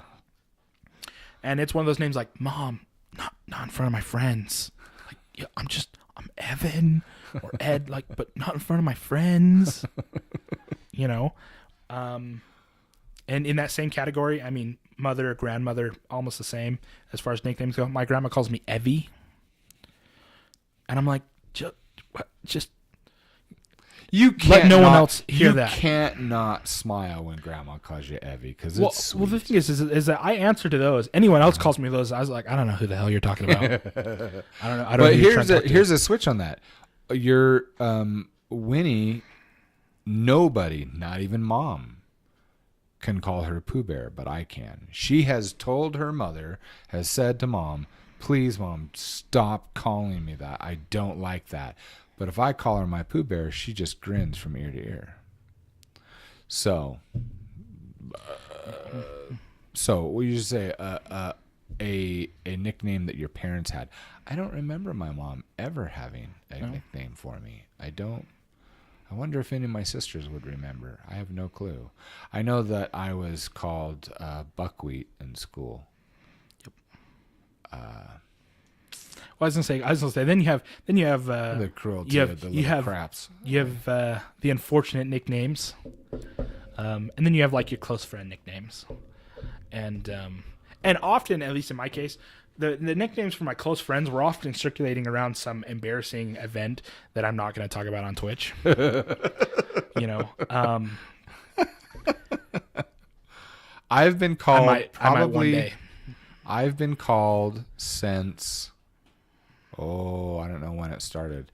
I think my most common nickname has been Papa Bear, and that's been with friends, family, and now it's grandkids mostly.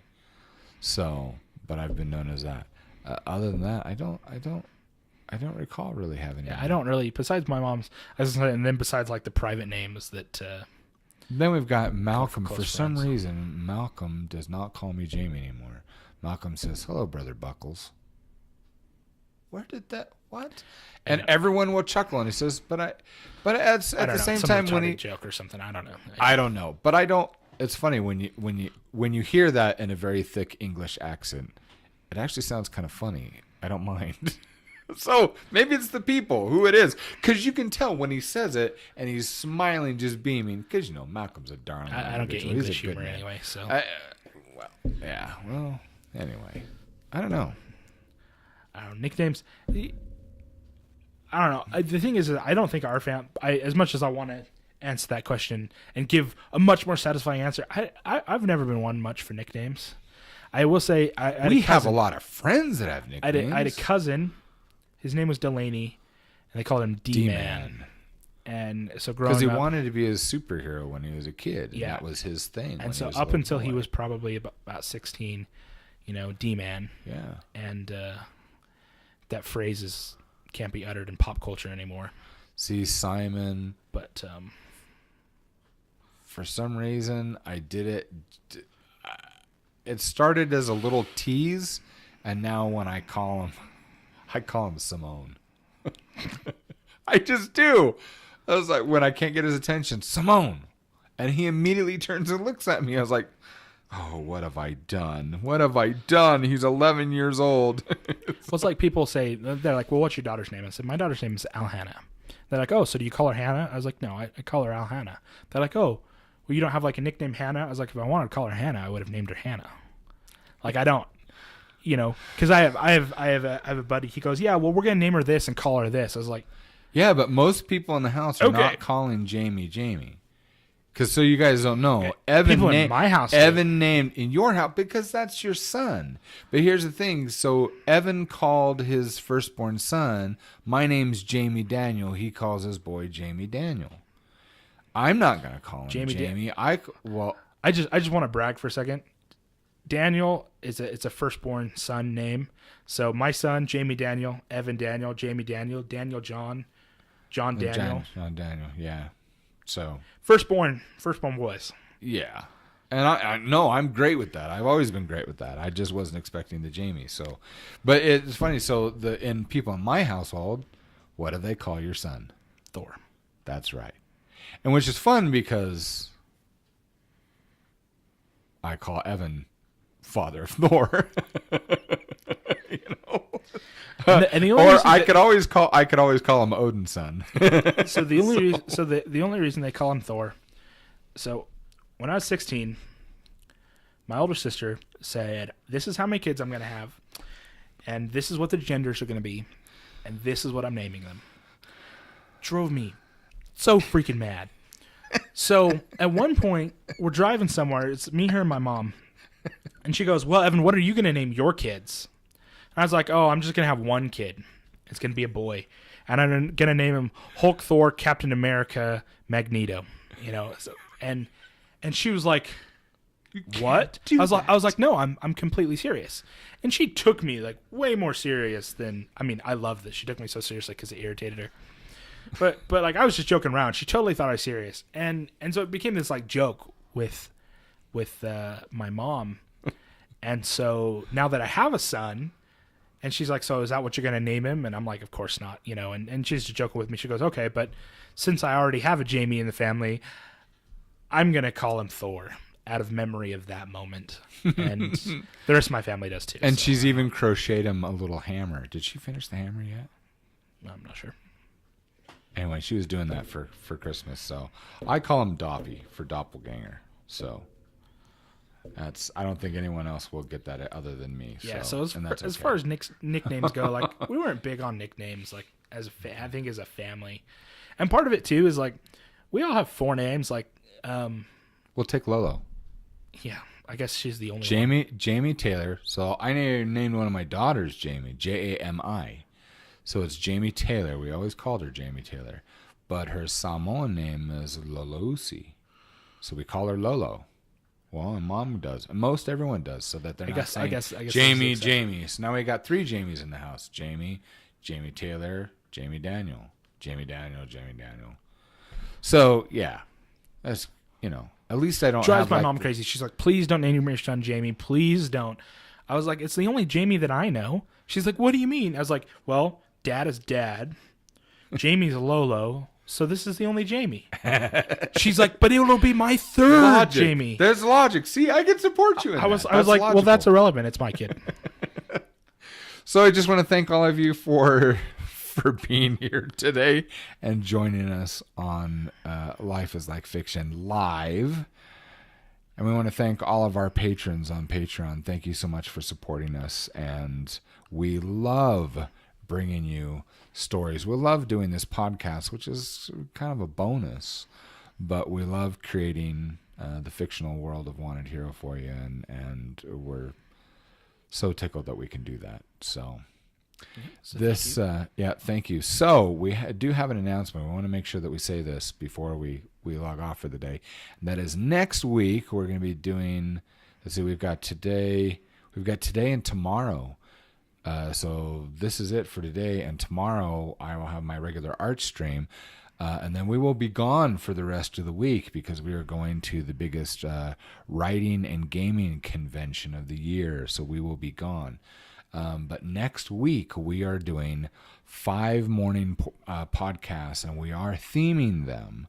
And so we're pretty excited. We hope you guys will show up. We will be starting at 9 Mountain Standard Time, so which is -7 for all of you around the globe.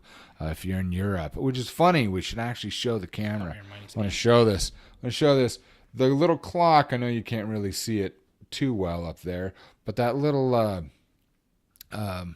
clock, the main the main clock is our current time, and we have set the other 2 smaller clocks for the Europe time for those who are in Germany and in the Netherlands, who we yes, we will do writing and the Melody wants to know writing and gaming. More of a conference, not a convention. But. No, well, they use conference in there. It's called Life, the Universe, and Everything, and it's fantastic. They've been doing it for about 30 years, and anyway, so we are going for the first time, and I'm pretty excited about that because I know quite a few of the people there, and Bex. These are another one of the people that I know. People I know stories. So we just want to encourage all of you next week to show up. And one of the advantages here is you can listen to us and not just watch. So anyway, again, thank you so much, and we appreciate it. And we will see you next time. So.